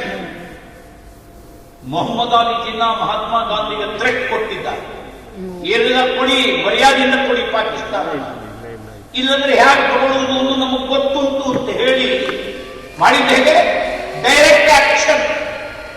ಮುಸ್ಲಿಂ ದಂಗೆ ಎಲ್ಲಿ? ಮುಸಲ್ಮಾನ್ ಬಾಹುಳ್ಯ ಪ್ರದೇಶಗಳಲ್ಲಿ, ಎಲ್ಲಾ ಕಡೆಗಳಲ್ಲಿ, ಪಂಜಾಬದಿಂದ ಹಿಡಿದು ಅಸ್ಸಾಂನವರೆಗೆ, ಕಾಶ್ಮೀರದಿಂದ ಹಿಡಿದು ಕನ್ಯಾಕುಮಾರಿಯವರೆಗೆ ಮುಸ್ಲಿಂ ಬಾಹುಳ್ಯದ ಪ್ರದೇಶದಲ್ಲಿ ಪ್ರತ್ಯೇಕ ಇಸ್ಲಾಮಿಕ್ ರಾಷ್ಟ್ರಕ್ಕಾಗಿ ದಂಗೆ ದಂಗೆ ದಂಗೆ ದಂಗೆ ದಂಗೆ ದಂಗೆ ದಂಗೆ ದಂಗೆ ಹಿಂಸೆ ಹಿಂಸೆ ಹಿಂಸೆ ಹಿಂಸೆ. ಅದಕ್ಕೆ ಬಲಿಯಾರು ಅಮಾಯಕ ಹಿಂದೂ ಸಮಾಜ. ಅದೇ ಮಾತಾಡ್ತಾ ಇದ್ದಾರೆ. 2047ಕ್ಕೆ ಭಾರತದ ಇಸ್ಲಾಮೀಕರಣ, ಅದಕ್ಕೆ ಆಯ್ಕೆ ಮಾಡಿಕೊಂಡಿರುವ ದಾರಿ ಅಂಬೇಡ್ಕರ್ ಸಂವಿಧಾನ ಮತ್ತು ಟಿಪ್ಪುವಿನ ಖಡ್ಗ. ಭಾರತಕ್ಕಿರುವ ಸವಾಲಿದೆ, ಹಗುರವಾಗಿ ಪರಿಗಣಿಸುವಂತೆ. ಆದರೆ ಒಂದೇ ಒಂದು ಅನುಕೂಲ ಅಂದರೆ ಇನ್ನು 24 ವರ್ಷ ನಮಗೆ ಸಮಯ ಕೊಟ್ಟಿದ್ದಾರೆ. 15% ಇರುವವರ ಭಾರತದ ನೆಲದಲ್ಲಿ ಮತ್ತೊಂದು ಪಾಕಿಸ್ತಾನವನ್ನು ಹುಟ್ಟುಹಾಕುವ ಕನಸನ್ನು ಕಾಣುವುದಾದರೆ 85% ಇರುವ ಸಮಾಜ ಅವರ ಕನಸನ್ನು ನುಚ್ಚುನೂರು ಮಾಡುವ ತೀರ್ಮಾನಕ್ಕೆ ಯಾಕೆ ಬರಬಾರದು? ಯಾಕೆ ಬರಬಾರದು? 1947ನೇ ಇಸವಿಯಲ್ಲಿ ಸ್ವಾತಂತ್ರ್ಯ ಪ್ರಾಪ್ತಿಯ ಆ ಕಾಲಘಟ್ಟದಲ್ಲಿಯೇ ಮತದ ಹೆಸರಿನಲ್ಲಿಯೇ ದೇಶವನ್ನ ವಿಭಜಿಸಿ ಹಿಂದೂಗಳಿಗೆ ಹಿಂದೂಸ್ತಾನ್, ಮುಸಲ್ಮಾನರಿಗೆ ಪಾಕಿಸ್ತಾನ್ ಅನ್ನುವ ಘೋಷಣೆಯ ಅಡಿಯಲ್ಲಿಯೇ ಭಾರತವನ್ನು ಭಗ್ನ ಮಾಡಿ 2 ಇಸ್ಲಾಮಿಕ್ ರಾಷ್ಟ್ರಗಳನ್ನು ಕೊಂಡು ಹೋದ ನಂತರದಲ್ಲಿ ಭಾರತ ಹಿಂದೂ ರಾಷ್ಟ್ರವಾಗಬೇಕು, ಹಿಂದೂ ರಾಷ್ಟ್ರವೇ, ಹಿಂದೂ ರಾಷ್ಟ್ರವೇ. ಈ ನೆಲದಲ್ಲಿ ಮತ್ತೆ ಪಾಕಿಸ್ತಾನದ ಕನಸು, ಆ ಕನಸು ನನಸಾಗುವ ದೃಶ್ಯಾವಳಿಗಳನ್ನು ನೀವು ಕಣ್ಣು ಎದುರುಗಡೆ ತಂದುಕೊಡಿ. ಅದೇ ಡೈರೆಕ್ಟ್ ಆಕ್ಷನ್ ಮತ್ತೆ ಭಾರತದಲ್ಲಿ ಜಾರಿಗೆ ತರುವ ಹುಚ್ಚು ಕನಸನ್ನ ಹುಟ್ಟಿನಲ್ಲಿಂದಲೇ ಮೆಟ್ಟಿ ಹಾಕುವ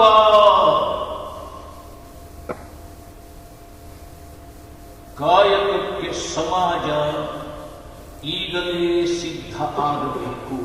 ಕಾಯಿಲೆ ಅದು, ಟ್ರೀಟ್ಮೆಂಟ್ ಇಲ್ಲ. ಭಯ ಬೀಳಬೇಕಂತ ಹೇಳುವುದಿಲ್ಲ, ಸಮಾಜ ಜಾಗೃತ ಆಗಿದೆ.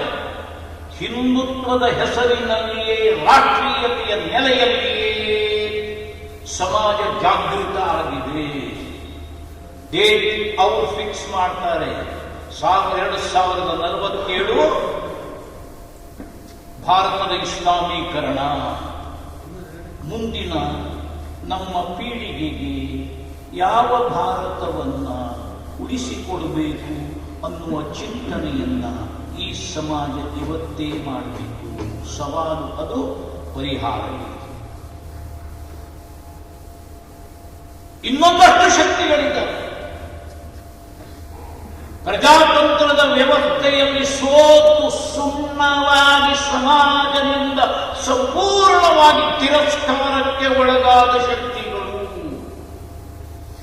ಸಂಪೂರ್ಣವಾಗಿ ತಿರಸ್ಕಾರಕ್ಕೆ ಒಳಗಾದ ಶಕ್ತಿಗಳು ಭಾರತದ ನಾಶಕ್ಕೆ ಸಂಚನ್ನ ರೂಪಿಸ್ತಾ ಇದ್ದಾವೆ.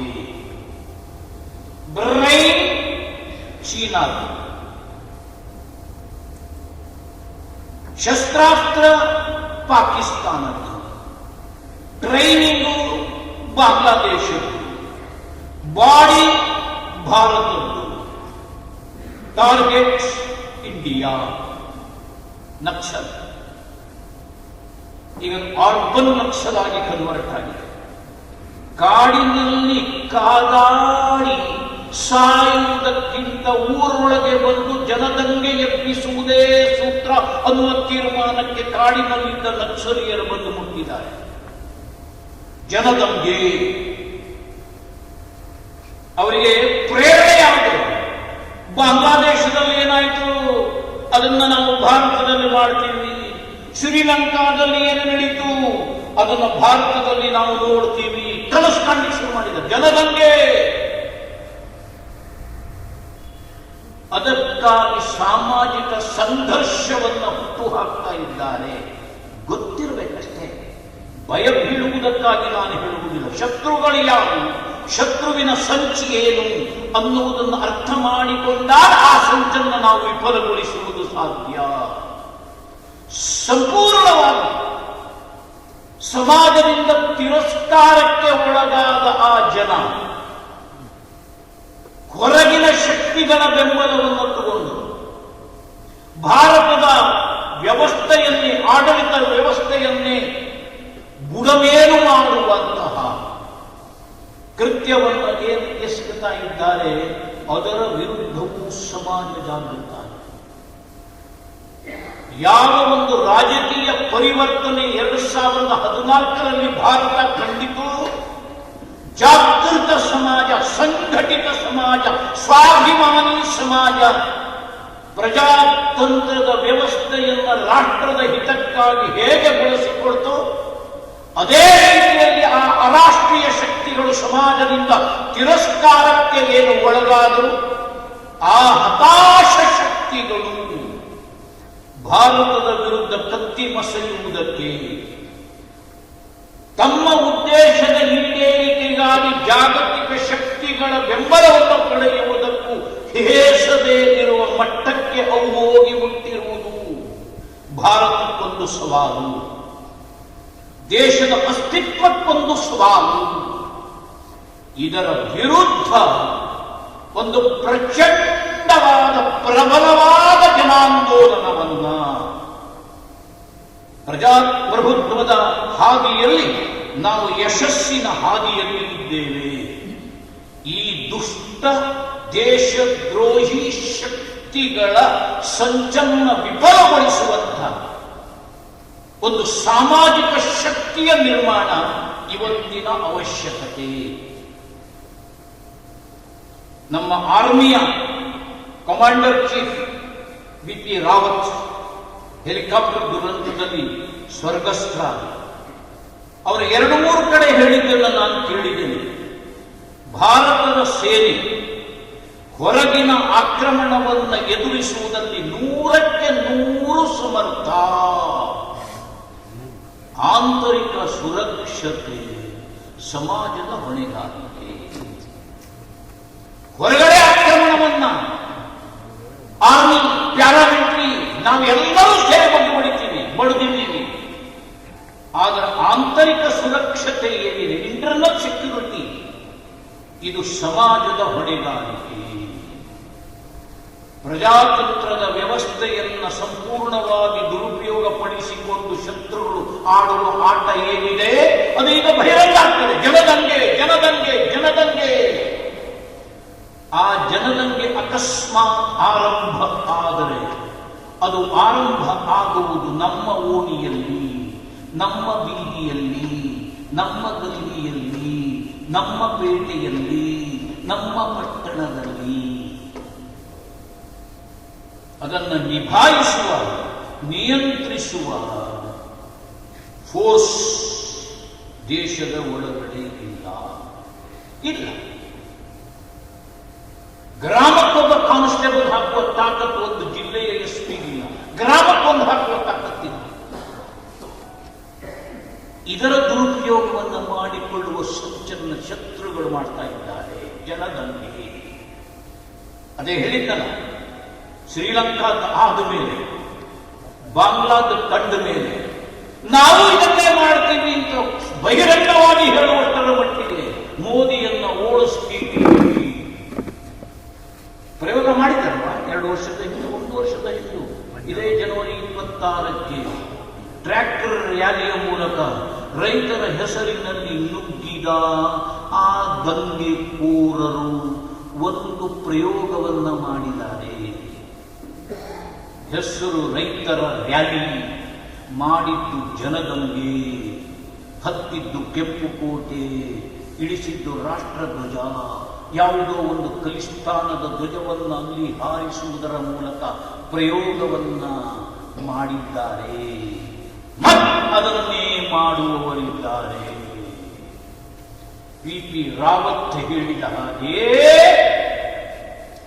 ದಿಲ್ಲಿಯ ಕಡೆ ಮೊನ್ನೆ ವಕ್ಫ್ ಬೋರ್ಡಿನ ವಿಚಾರದ ಬಗ್ಗೆ ಚರ್ಚೆ ನಡೀತಾ ಇರಬೇಕಾದ್ರೆ ವಕ್ಫ್ ಬೋರ್ಡಿನ ಮುಸ್ಲಿಂ ಪರ್ಸನಲ್ ಲಾ ಬೋರ್ಡಿನ ಬಹಳ ಜನ ಮುಲ್ಲಾಗಳು, ಬಹಳ ಜನ ಮೌಲಿಗಳು ಡೈರೆಕ್ಟ್ ಕಟ್ಗಳನ್ನು ಕೊಟ್ಟಿದ್ದನ್ನು ನಾವು ಕೇಳಿದ್ದೀವಿ. ಆದರೆ ಮುಸ್ಲಿಂ ಪರ್ಸನಲ್ ಲಾ ಬೋರ್ಡಿನ ಅಧ್ಯಕ್ಷ ಈ ವಕ್ಫ್ ಬೋರ್ಡಿನ ತಿದ್ದುಪಡಿಗೆ ತರುವ ಕಾನೂನಿನ ವಿರುದ್ಧ ದೇಶವ್ಯಾಪಿ ಪ್ರವಾಸವನ್ನ ಮಾಡಿ ಎಲ್ಲಾ ರಾಜ್ಯದ ರಾಜಧಾನಿಗಳಲ್ಲಿ ಪತ್ರಿಕಾಗೋಷ್ಠಿಯನ್ನು ನಡೆಸಿ ಹೇಳಿದ್ದೇನು ಗೊತ್ತಲ್ಲ,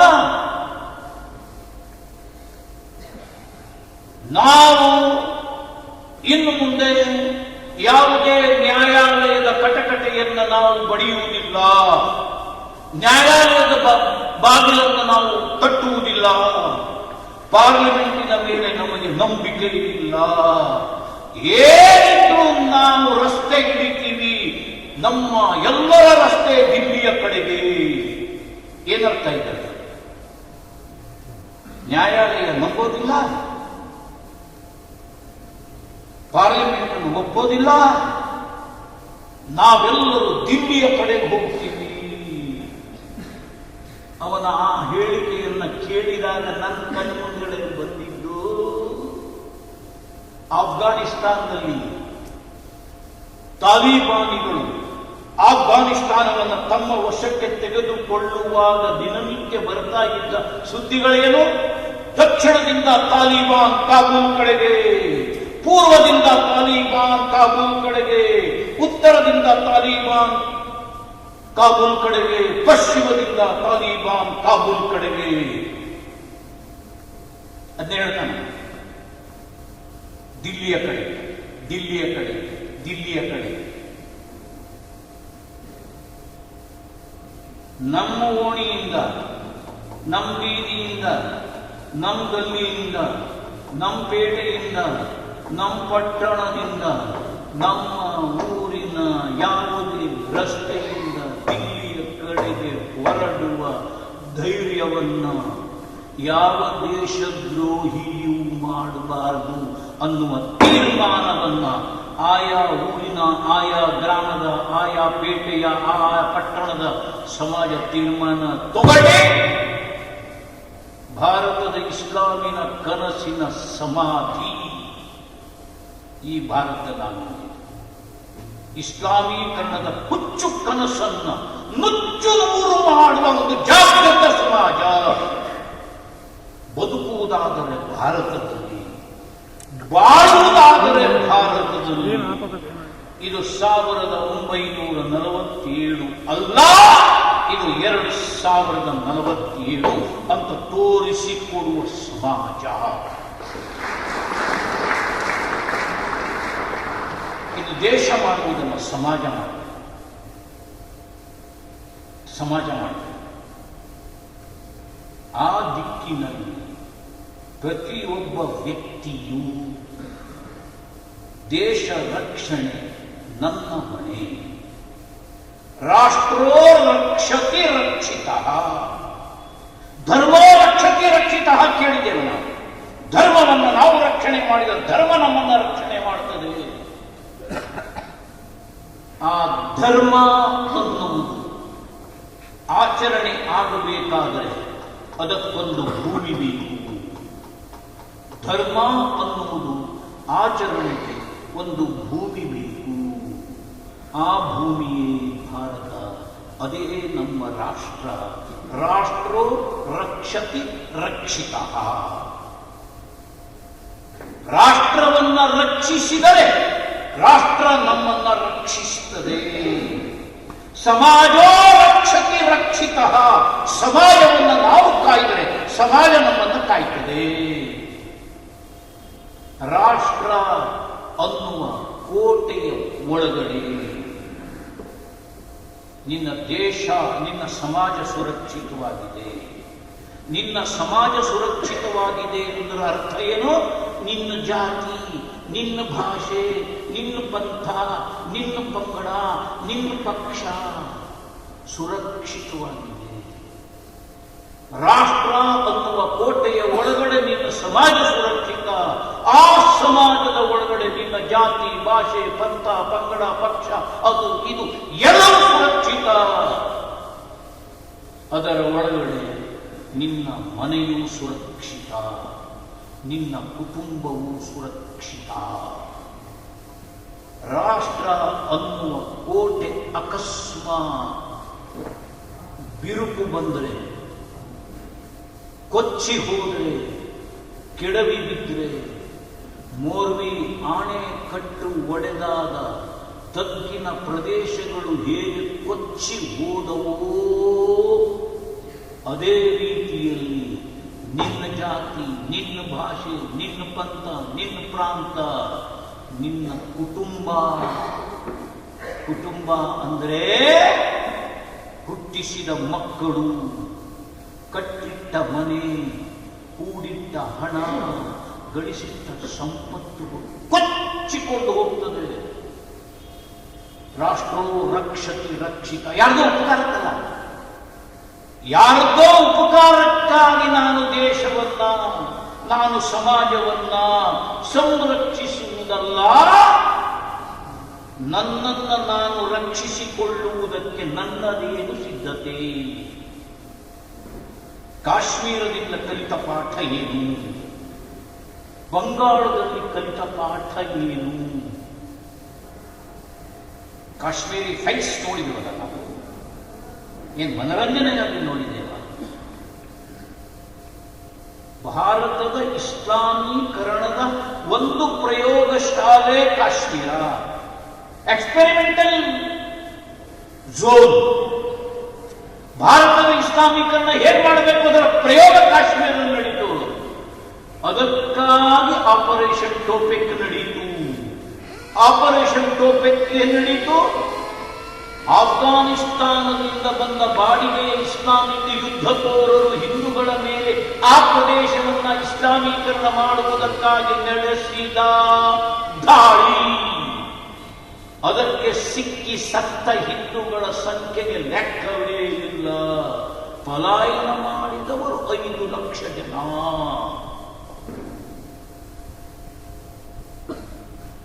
ಘೋಷಣೆ ಹಾಕಿಕೊಂಡು, ಕೈಯಲ್ಲಿ ಬಡಿಗೆ ಹಿಡ್ಕೊಂಡು, ಬಂದೂಕ್ ಹಿಡ್ಕೊಂಡು, ರಸ್ತೆ ಮೇಲೆ ರಸ್ತೆ ಇಳಿದು, ಕಾಶ್ಮೀರಿ ಫೈಲ್ಸ್ನಲ್ಲಿ ದೃಶ್ಯಾವಳಿಗಳನ್ನು ನೋಡಿದ್ವಲ್ಲ, ಬರೆದು ಒದ್ದದ್ದು ಹಿಂದೂಗಳ ಮನೆಯ ಬಾಗಿಲನ್ನು, ಮುರಿದಿದ್ದು ಹಿಂದೂಗಳ ಮನೆಯ ಬಾಗಿಲನ್ನ, ಕೈ ಹಾಕಿದ್ದು ಹಿಂದೂ ಮಗಳ ಎದೆಗೆ ಹಾಕಿದ ಬಟ್ಟೆಯನ್ನ ಹರಿದದ್ದು.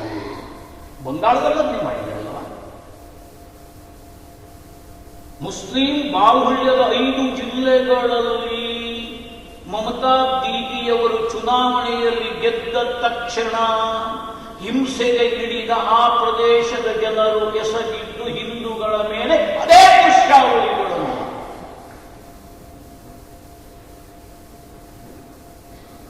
ಅದೇ ದೃಶ್ಯಾವಳಿಗಳು. ನನ್ನನ್ನು ನಾನು ರಕ್ಷಿಸಿಕೊಳ್ಳುವುದು ಅದು ನನ್ನ ಫಂಡಮೆಂಟಲ್ ರೈಟ್, ಮೂಲಭೂತ ಅಧಿಕಾರ. ಮೂಲಭೂತ ಅಧಿಕಾರ. ಈ ಪ್ರಜ್ಞೆಯನ್ನ ಈ ಸಮಾಜ ಹಿಂದಿನ ಇತಿಹಾಸದಿಂದ ಕಲಿಬೇಕು. ಮುಂದಿನ ಸಂಘರ್ಷಕ್ಕೆ ಮೆಂಟಲಿ ಪ್ರಿಪೇರ್ ಆಗಬೇಕು. ಪ್ರಚೋದನೆಗಾಗಿ ನಾನು ಹೇಳ್ತಾರೆ, 2047 ಭಾರತದ ಇಸ್ಲಾಮೀಕರಣ ಚಿಟ್ಕಿ ಹೊಡೆದಾಗದಲ್ಲ, ಅದು 47 ಮರಿಕೊಳಿಸುವುದು. ಆ 47 ಮತ್ತೊಂದು ಬಾರಿ ಈ ಭಾರತದ ನೆಲದಲ್ಲಿ ಮರುಕಳಿಸಿದ್ದೇ ಆದರೆ ಮುಟ್ಟಿ ಮುಟ್ಟಿ ಮುಟ್ಟಿ ಮುಟ್ಟಿ ಮುಟ್ಟಿ ನೋಡುವಂತಹ ಪರಾಕ್ರಮಕ್ಕೆ ಈ ಸಮಾಜ ಸನ್ನದ್ಧ ಆಗಬೇಕು. ನಾವು ಯಾರ ತಂಟೆಗೂ ಹೋಗುವುದಿಲ್ಲ.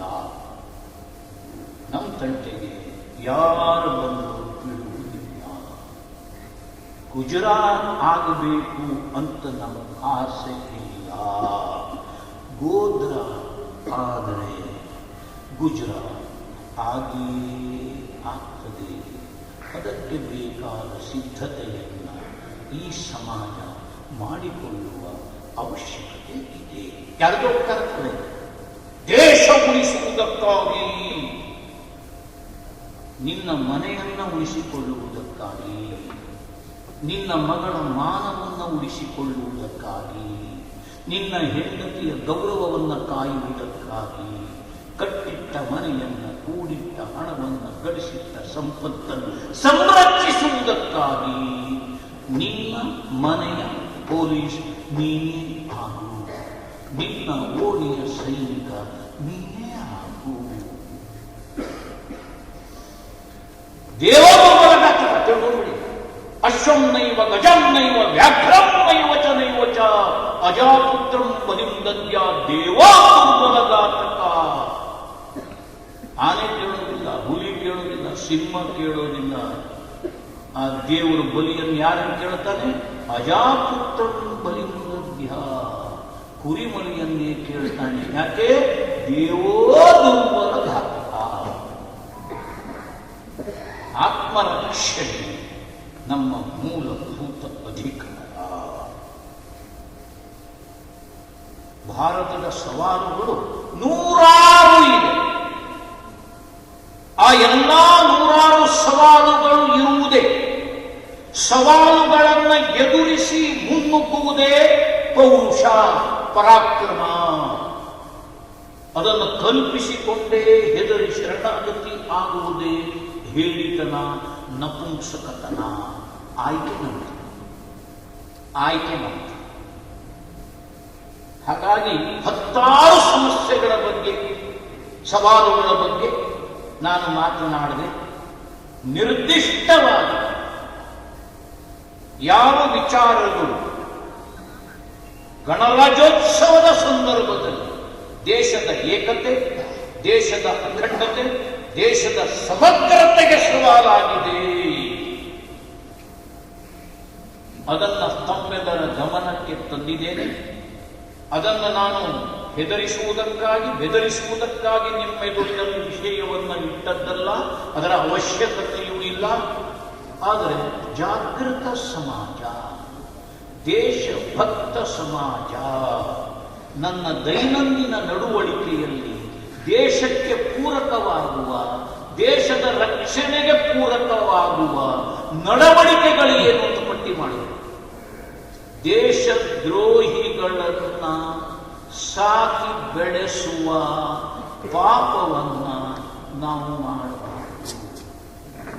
ಯಾವ ಕಾರಣಕ್ಕೂ ಮಾಡಬಾರದು. ಅದಕ್ಕೆ ಕಾರಣಗಳನ್ನು ಹೇಳಬಾರದು. ದೇಶದ್ರೋಹಿ ಶಕ್ತಿಗಳು ಯಾರು ಅನ್ನುವುದನ್ನು ಅರ್ಥ ಮಾಡಿಕೊಳ್ಳುವಷ್ಟರ ಬುದ್ಧಿವಂತಿಕೆಯನ್ನು ನಾವು ತೋರಿಸಬೇಕು. ಆ ದೇಶದ್ರೋಹಿ ಶಕ್ತಿಗಳನ್ನ ಉಪವಾಸಕ್ಕಿಡಲಿ, ಕೊಲ್ಲಬೇಕು. ಅದು ಬಿಟ್ಟು ಬೇರೆ ದಾರಿ ಈ ತೀರ್ಮಾನ ಮಾಡಿ. ಅರ್ಧ ಭಾರತ ಚಂದ ಇದೆ ಅಂತೇಳಿ ಹಾವಿನ ಮರಿಗಳಿಗೆ ಹಾಲನ್ನು ಉಣಿಸಿದ್ದೇ ಆದರೆ ಘಟ ಸರ್ಪವಾಗಿ ನಮ್ಮನ್ನ ಕಚ್ಚಿ ಕೊಲ್ಲುವುದು ಗ್ಯಾರಂಟಿ. ಹಾವಿನ ಮರಿ ಯಾವುದನ್ನು ತಿಳ್ಕೊಳ್ಳುವಷ್ಟು ಬುದ್ಧಿವಂತಿಗೆ ನಮ್ಮ ಹತ್ರ ಇದ್ದರೆ ನಮಗೆ ಬದುಕುವ ಅಧಿಕಾರವಿದೆ. ನಾಳೆಯ ಶತ್ರು ಇವತ್ತೇ ಹುಟ್ಟದಂತೆ, ಹುಟ್ಟಿದರೂ ಅದು ಬದುಕದಂತೆ ಮಾಡುವುದು ನಂಬಿಕೆ ಇದೆ. ಗ್ಯಾರಂಟಿ ಪಾಸಿಟಿವ್ ಅಂಶ ಇದೆ. ಅಳುವುದಕ್ಕೆ ಕಾರಣವೇ ಇಲ್ಲ, ಹೆದರುವುದಕ್ಕೆ ಕಾರಣವೇ ಇಲ್ಲ. ತೀರ್ಮಾನಕ್ಕೆ ಬರಬೇಕು. ದೇಶದ್ರೋಹಿ ಶಕ್ತಿಗಳನ್ನು ಪ್ರತ್ಯಕ್ಷವಾಗಿ ಪರೋಕ್ಷವಾಗಿ ಬೆಂಬಲಿಸುವ ಕೆಲಸವನ್ನು ಮಾಡುವುದಿಲ್ಲ ಅನ್ನುವ ಸಂಕಲ್ಪವನ್ನು ನಾವು ತೊಟ್ಟಿದ್ದೇ ಆದರೆ ಭಾರತಕ್ಕೆ ಭವಿಷ್ಯ ಉಂಟು.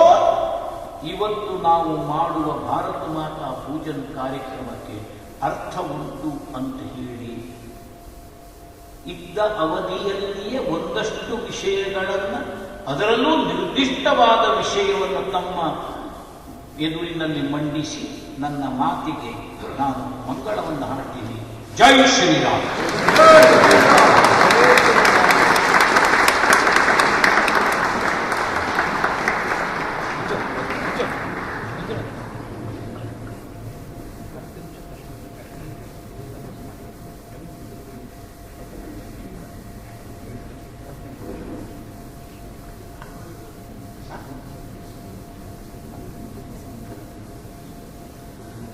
ನಾನು ಕೂಡ ಜಗದೀಶ್ ಕಾರಂಜಿಯವರ ಅಪ್ಪಟ ಅಭಿಮಾನಿ. ಬಹಳ ವರ್ಷಗಳಿಂದ ಅವರ ಭಾಷಣ ಕೇಳಬೇಕಂತ ಆಸೆ ಪಟ್ಟಿದ್ದೆ. ಇವತ್ತು ಪಕ್ಕದಲ್ಲೇ ಕೂತು ಕೇಳಿದ್ದೆ. ಪ್ರತಿಯೊಂದು ವರ್ಡ್ ಹೇಳ್ಬೇಕಾದ್ರೆ ಮೈ ಜುಮ್ಮ ಅಂತ ಆಯಿತು. ಗೂಸ್ ಬಂಪ್ಸ್ ಅಂತಲ್ಲ, ಆ ಥರ ನಿಮಗೂ ಆ ಥರ ಫೀಲ್ ಆಗಿದೆ ಅನ್ಕೊಳ್ತೀನಿ. ಅವರ ಭಾಷಣ ಮುಗಿದಿದೆ. ಈಗ ಪ್ರಶ್ನೋತ್ತರ ಕಾರ್ಯಕ್ರಮ ಇರುತ್ತೆ. ಕೇವಲ 10ರಿಂದ 15 ನಿಮಿಷ ಅಷ್ಟೇ. ನಿಮ್ಮ ಹತ್ರ ಮೈಕ್ ಬರುತ್ತೆ. ಅವರು ಮೈಕ್ ಕೊಡ್ತಾರೆ, ನಿಮ್ಮ ಹೆಸರು ಹೇಳ್ಬಿಟ್ಟು ಪ್ರಶ್ನೆ ಕೇಳಬೇಕು.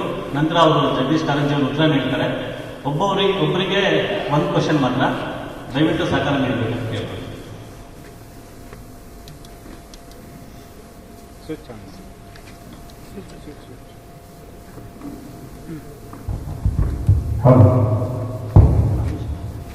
ಇನ್ನು ಕೇವಲ 10-15 ನಿಮಿಷದಲ್ಲಿ ಕಾರ್ಯಕ್ರಮ ಮುಗಿಸ್ತೀವಿ. ದಯವಿಟ್ಟು ಯಾರು ಇರಬೇಕು ಸರ್. ಕೇವಲ 10 ನಿಮಿಷದಲ್ಲಿ ಪ್ರಶ್ನೋತ್ತರ ಕಾರ್ಯಕ್ರಮ ಮುಗಿಯುತ್ತೆ. ಒಂದೇ ಒಂದು ರಿಕ್ವೆಸ್ಟ್, ದಯವಿಟ್ಟು ಯಾರು ಹೋಗಬೇಡಿ. ಇನ್ನು 10-15 ನಿಮಿಷ ಕಾರ್ಯಕ್ರಮ ಮುಗಿಸ್ತೀವಿ. ಪ್ರಶ್ನೆ ಬ್ರೀಫ್ ಆಗಿ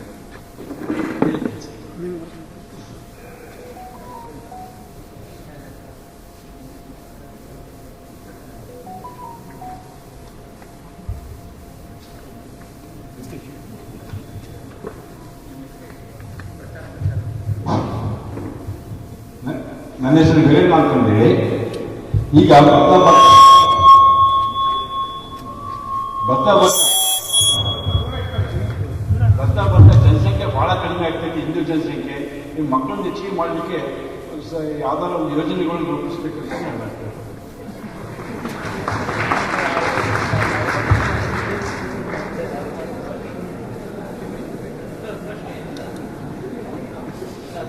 ಸರ್, ಪ್ರಶ್ನೆ ಇಲ್ಲ, ನೀವೇ ಆನ್ಸರ್ ಆಗ್ತಾ ಇದ್ದೀರಿ. ಗೊತ್ತಾಗ್ತಿಲ್ಲ. ಪ್ರಶ್ನೆ ಅಲ್ಲ, ನಿಮ್ಮ ಅಭಿಪ್ರಾಯ ತಾನೆ.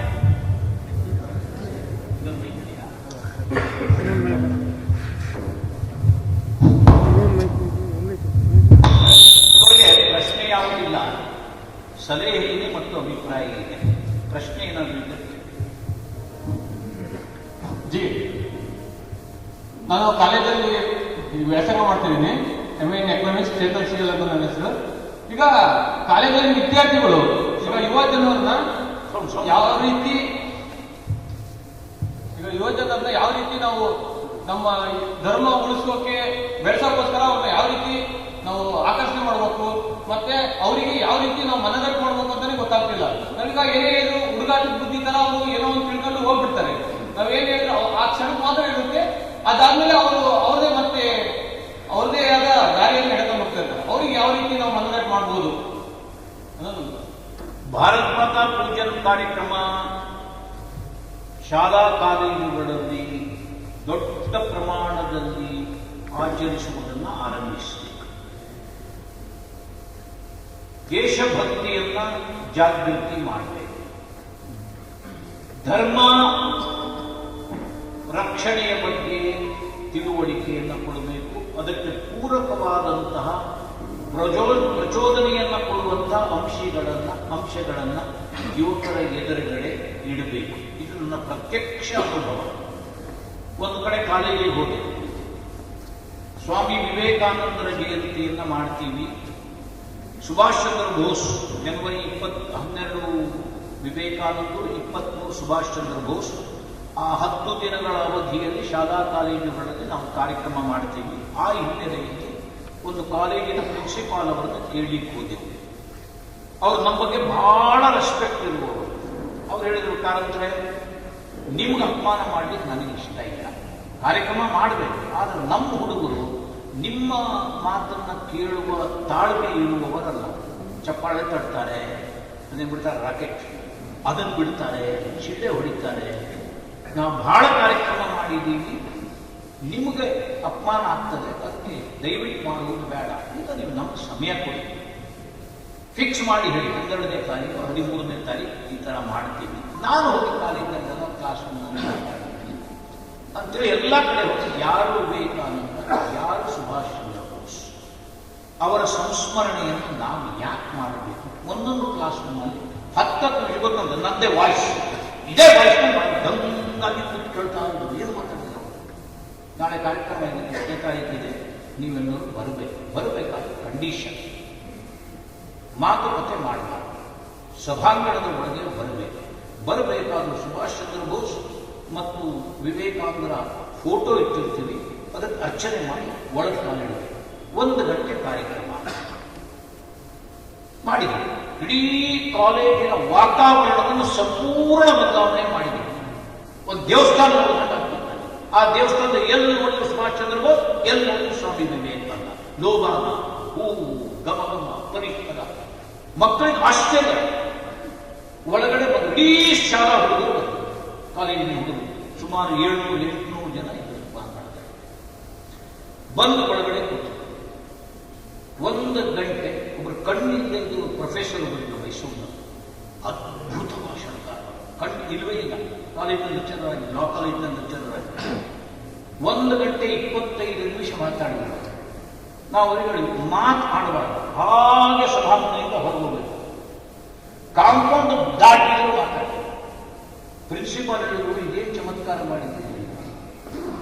ಚಮತ್ಕಾರ ಮಾಡಿದ ನಾವಲ್ಲ, ಆ 2 ವ್ಯಕ್ತಿಗಳಿದ್ದಾಗ ಅವರು ಮಾಡಿದ ಚಮತ್ಕಾರ ಅಂತ.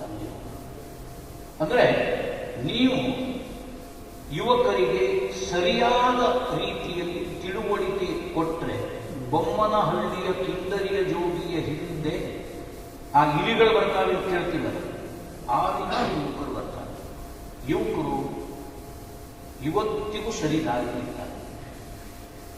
ಗೈಡೆನ್ಸ್ ಅಂತೀರಿ, ಡೈರೆಕ್ಷನ್, ಮೋಟಿವೇಶನ್, ಡೈರೆಕ್ಷನ್ 2 ಇದ್ರೆ ಯುವಶಕ್ತಿ ರಾಷ್ಟ್ರದ ರಕ್ಷಣೆಗಾಗಿ, ಧರ್ಮದ ಉಳಿವಿಗಾಗಿ ರಸ್ತೆಗೆ ಇಳಿತಾರೆ. ಅಯೋಧ್ಯೆಯ ಆಂದೋಲನದ ಹಿಂದಿದ್ದ ಶಕ್ತಿಯು ಯುವಶಕ್ತಿ. ಜಯಪ್ರಕಾಶ್ ನಾರಾಯಣ್ ಅವರ ಲೋಕ ಸಂಘರ್ಷ ಇತ್ತಲ್ಲ, ತುರ್ತು ಪರಿಸ್ಥಿತಿಯ ವಿರುದ್ಧ ಹೋರಾಡಿದ ಶಕ್ತಿಯು ಯುವಶಕ್ತಿ. ನಂಬಿಕೆ ಇಡಬೇಕು ಮತ್ತು ಸರಿ ದಾರಿಯಲ್ಲಿ ನಾವು ಸಾಗಬೇಕು. ಅದಕ್ಕೆ ಈ 2 ಕಾರ್ಯಕ್ರಮಗಳನ್ನು ನಾವು ಬಳಸ್ಕೊಳ್ಬೇಕು. ನಮಸ್ಕಾರ, ನಾನು ಶಿವಕುಮಾರ್ ಅಂತ, ಸಿಂಡಿಕೇಟ್ ನಿವೃತ್ತ. ಇದು ನನ್ನ ಪ್ರಶ್ನೆ ಅಲ್ಲ, ಚಿಂತನೆ. ಈ ವಿಕಾಸ ಇದಕ್ಕೆ ನಾನು ಪ್ರತಿ ತಿಂಗಳು 1,000 ರೂಪಾಯಿ ದೇಣಿಗೆಯನ್ನು ಕೊಡ್ತೇನೆ. ಅವರ ಅಕೌಂಟ್ ನಂಬರ್ ಬೆಂಗಳೂರಿನ ಪ್ರವಾಸ ಮಿತ್ರರಿದ್ದಾರೆ, ಅವರಿಂದ ನಾನು ಪಡೆಯುತ್ತೇನೆ. ಇದಕ್ಕಿಂತ ಮುಖ್ಯವಾಗಿ ಚುನಾವಣೆಯಲ್ಲಿ ನಡೀತದಲ್ಲ ಮಸಲತ್ತು, ಅದಕ್ಕೆ ನಾನು ಚಿಂತನೆ ಮಾಡುವುದು, ಪ್ರತಿ ಚುನಾವಣೆಯಲ್ಲಿ 10 ಜನರಿಗೆ ಹಣ ಕೊಟ್ಟು, ಹೆಂಡ ಕೊಟ್ಟು ಅಥವಾ ಸೀರೆ ಕೊಟ್ಟು ಅವ್ರನ್ನ ಬದಲಾಯಿಸುವ ಪ್ರಯತ್ನ ನಾನು ಮಾಡ್ತೀನಿ. ಇದು ನನ್ನ ಚಿಂತನೆ. ಇಷ್ಟು ಮಾತ್ರ ಹೇಳಿ ನನ್ನ ಮಾತು, ನನ್ನ ಪ್ರಶ್ನೆ ಏನಿಲ್ಲ, ನನ್ನ ಚಿಂತನೆ ಅಷ್ಟೇ.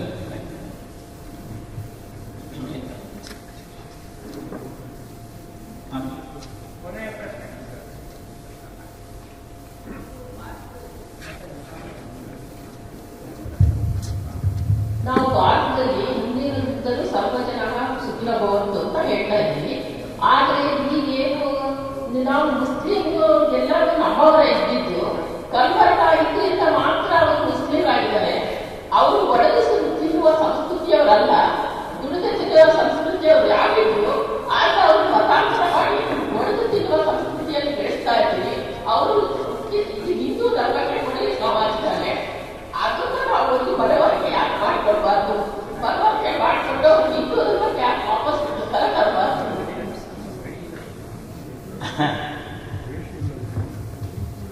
ಸೇನಾಧಿಕಾರಿ ಹತ್ತಿರ ಸಂಸ್ಕಾರದ ಮಾತನಾಡಬಾರ್ದು. ನಾನು ರಣಭೂಮಿಯಲ್ಲಿ ಶತ್ರುಗಳ ವಿರುದ್ಧ ಸೆಣಸಾಡುವ ಛಲವನ್ನು ತುಂಬುವವರು.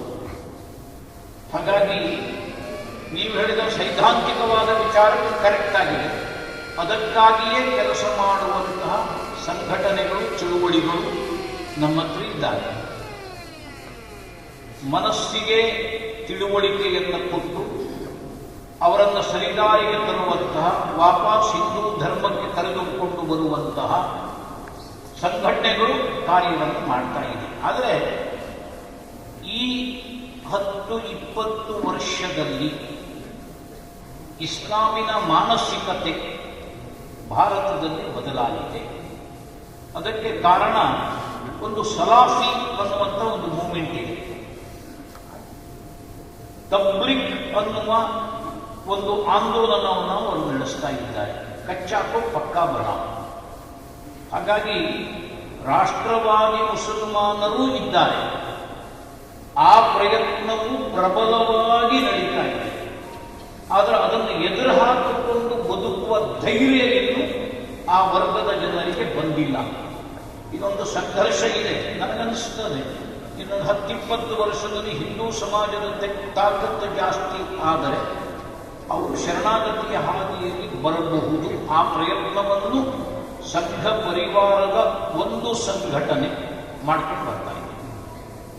ನನ್ನ ಹೆಸರು ಯೋಗೇಶ್ ಅಂತ. ನಮ್ಮ ಭಾರತ ನಿಮಿಷ ಪ್ರಶ್ನೋತ್ತರದ ಕೊನೆಯ ಕ್ವಶನ್ ಇದು, ನಂತರ ಯಾರಿಗೂ ಅವಕಾಶ ಇಲ್ಲ ಸರ್. ಆಯ್ತು, ಟೈಮ್ ಆಯ್ತು ಸರ್. ಅಲ್ಲ, ನಾವು ಎರಡು ನಿಮಿಷ ಕೊಡಿ ಸಾಕು. ಸರ್ ಕೊನೆಯ ಕ್ವಶನ್. 2 ನಿಮಿಷ ಕೊಡಿ ಸಾಕು.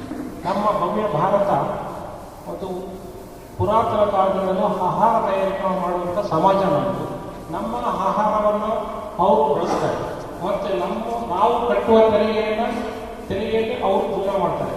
ಮತ್ತು ಅವರು ಸಮಾಜದಲ್ಲಿ ಏನು ವೈದ್ಯಕೀಯ ಕ್ಷೇತ್ರ ಆಗಲಿ, ಬೇರೆ ಬೇರೆ ಕ್ಷೇತ್ರಗಳಲ್ಲಾಗಲಿ ನಮ್ಮ ವಿರೋಧಿಗಳು ಅತಿ ಹೆಚ್ಚಿನ ರೀತಿಯಲ್ಲಿ ಸೌಲಭ್ಯಗಳನ್ನು ಪಡಿತಾರೆ. ಇದಕ್ಕೆ ತಮ್ಮ ಸಲಹೆ ಇದೆ. ಸರ್ಕಾರಗಳು ಸಹ ಅವರನ್ನು ಬೆಂಬಲಿಸಿದ್ದಾರೆ ಮತ್ತು ಅವರನ್ನು ಓಲೈಕೆ ಮಾಡಿದ್ದಾರೆ. ಇದಕ್ಕೆ ಏನು ಕಡಿವಾಣ ಆಗ್ಬೇಕು? ಸಮಾನ ನಾಗರಿಕ ಸಂಹಿತೆ ಜಾರಿಗೆ ಈಗ ಉಳಿದಿರುವುದು ಜಾಗೃತ ಹಿಂದೂ ಸಮಾಜದ ಕಟ್ಟಕಡೆಯ ಬೇಡಿಕೆ ಅಂತ ನಾವು ಭಾವಿಸಿದೆ. ಕಾಮನ್ಸಿಟಿ ಕೂಡ ತರುವುದು. ಆ ದಿಕ್ಕಿನಲ್ಲಿ ದೊಡ್ಡ ಪ್ರಯತ್ನ ನಡೀತದೆ. ಅವರು ಏನು ಮಾಡ್ತಾರೆ ಅನ್ನುವುದನ್ನೇ ನಾವು ಚರ್ಚೆ ಮಾಡಿದ್ರೆ ಅದು ಇಸ್ಲಾಮಿ ಮತದ ಯುದ್ಧದ ನೀತಿ. ಅಲ್ಲಿಯ ಪ್ರದೇಶದ ಎಲ್ಲಾ ಸವಲತ್ತುಗಳನ್ನು ಇಸ್ಲಾಮಿನ ವಿಸ್ತಾರಕ್ಕಾಗಿ ಬಳಸಿಕೊಳ್ಳಬೇಕು ಅನ್ನುವುದು ಅವರ ನೀತಿಯಲ್ಲಿ. ಅದನ್ನು ಅವರು ಮಾಡ್ತಾ ಇದ್ದಾರೆ. ಸಮಾನ ಹಂಚಿಕೆಯ ನಮ್ಮದೇನು ವಾದ ಇದೆ, ಅಲ್ಪಸಂಖ್ಯಾತರು ಬಹುಸಂಖ್ಯಾತರು ಅನ್ನುವ ನೆಲೆಯಲ್ಲಿ ಭಾರತವನ್ನು ಮತೀಯ ನೆಲೆಯಲ್ಲಿ ವಿಭಜಿಸಿ ಅಲ್ಪಸಂಖ್ಯಾತರಿಗಾಗಿಯೇ ವಿಶೇಷವಾದಂತಹ ಯೋಜನೆಗಳು, ಹಕ್ಕುಗಳನ್ನು ಕೊಡುವಂಥ ಪ್ರಯತ್ನ ಏನು ನಡೀತಾ ಇದೆ ಅದನ್ನು ಎಸೆಯಬೇಕು ಅನ್ನುವ ಕೂಗು ಈಗ ನಮಗಿದೆ.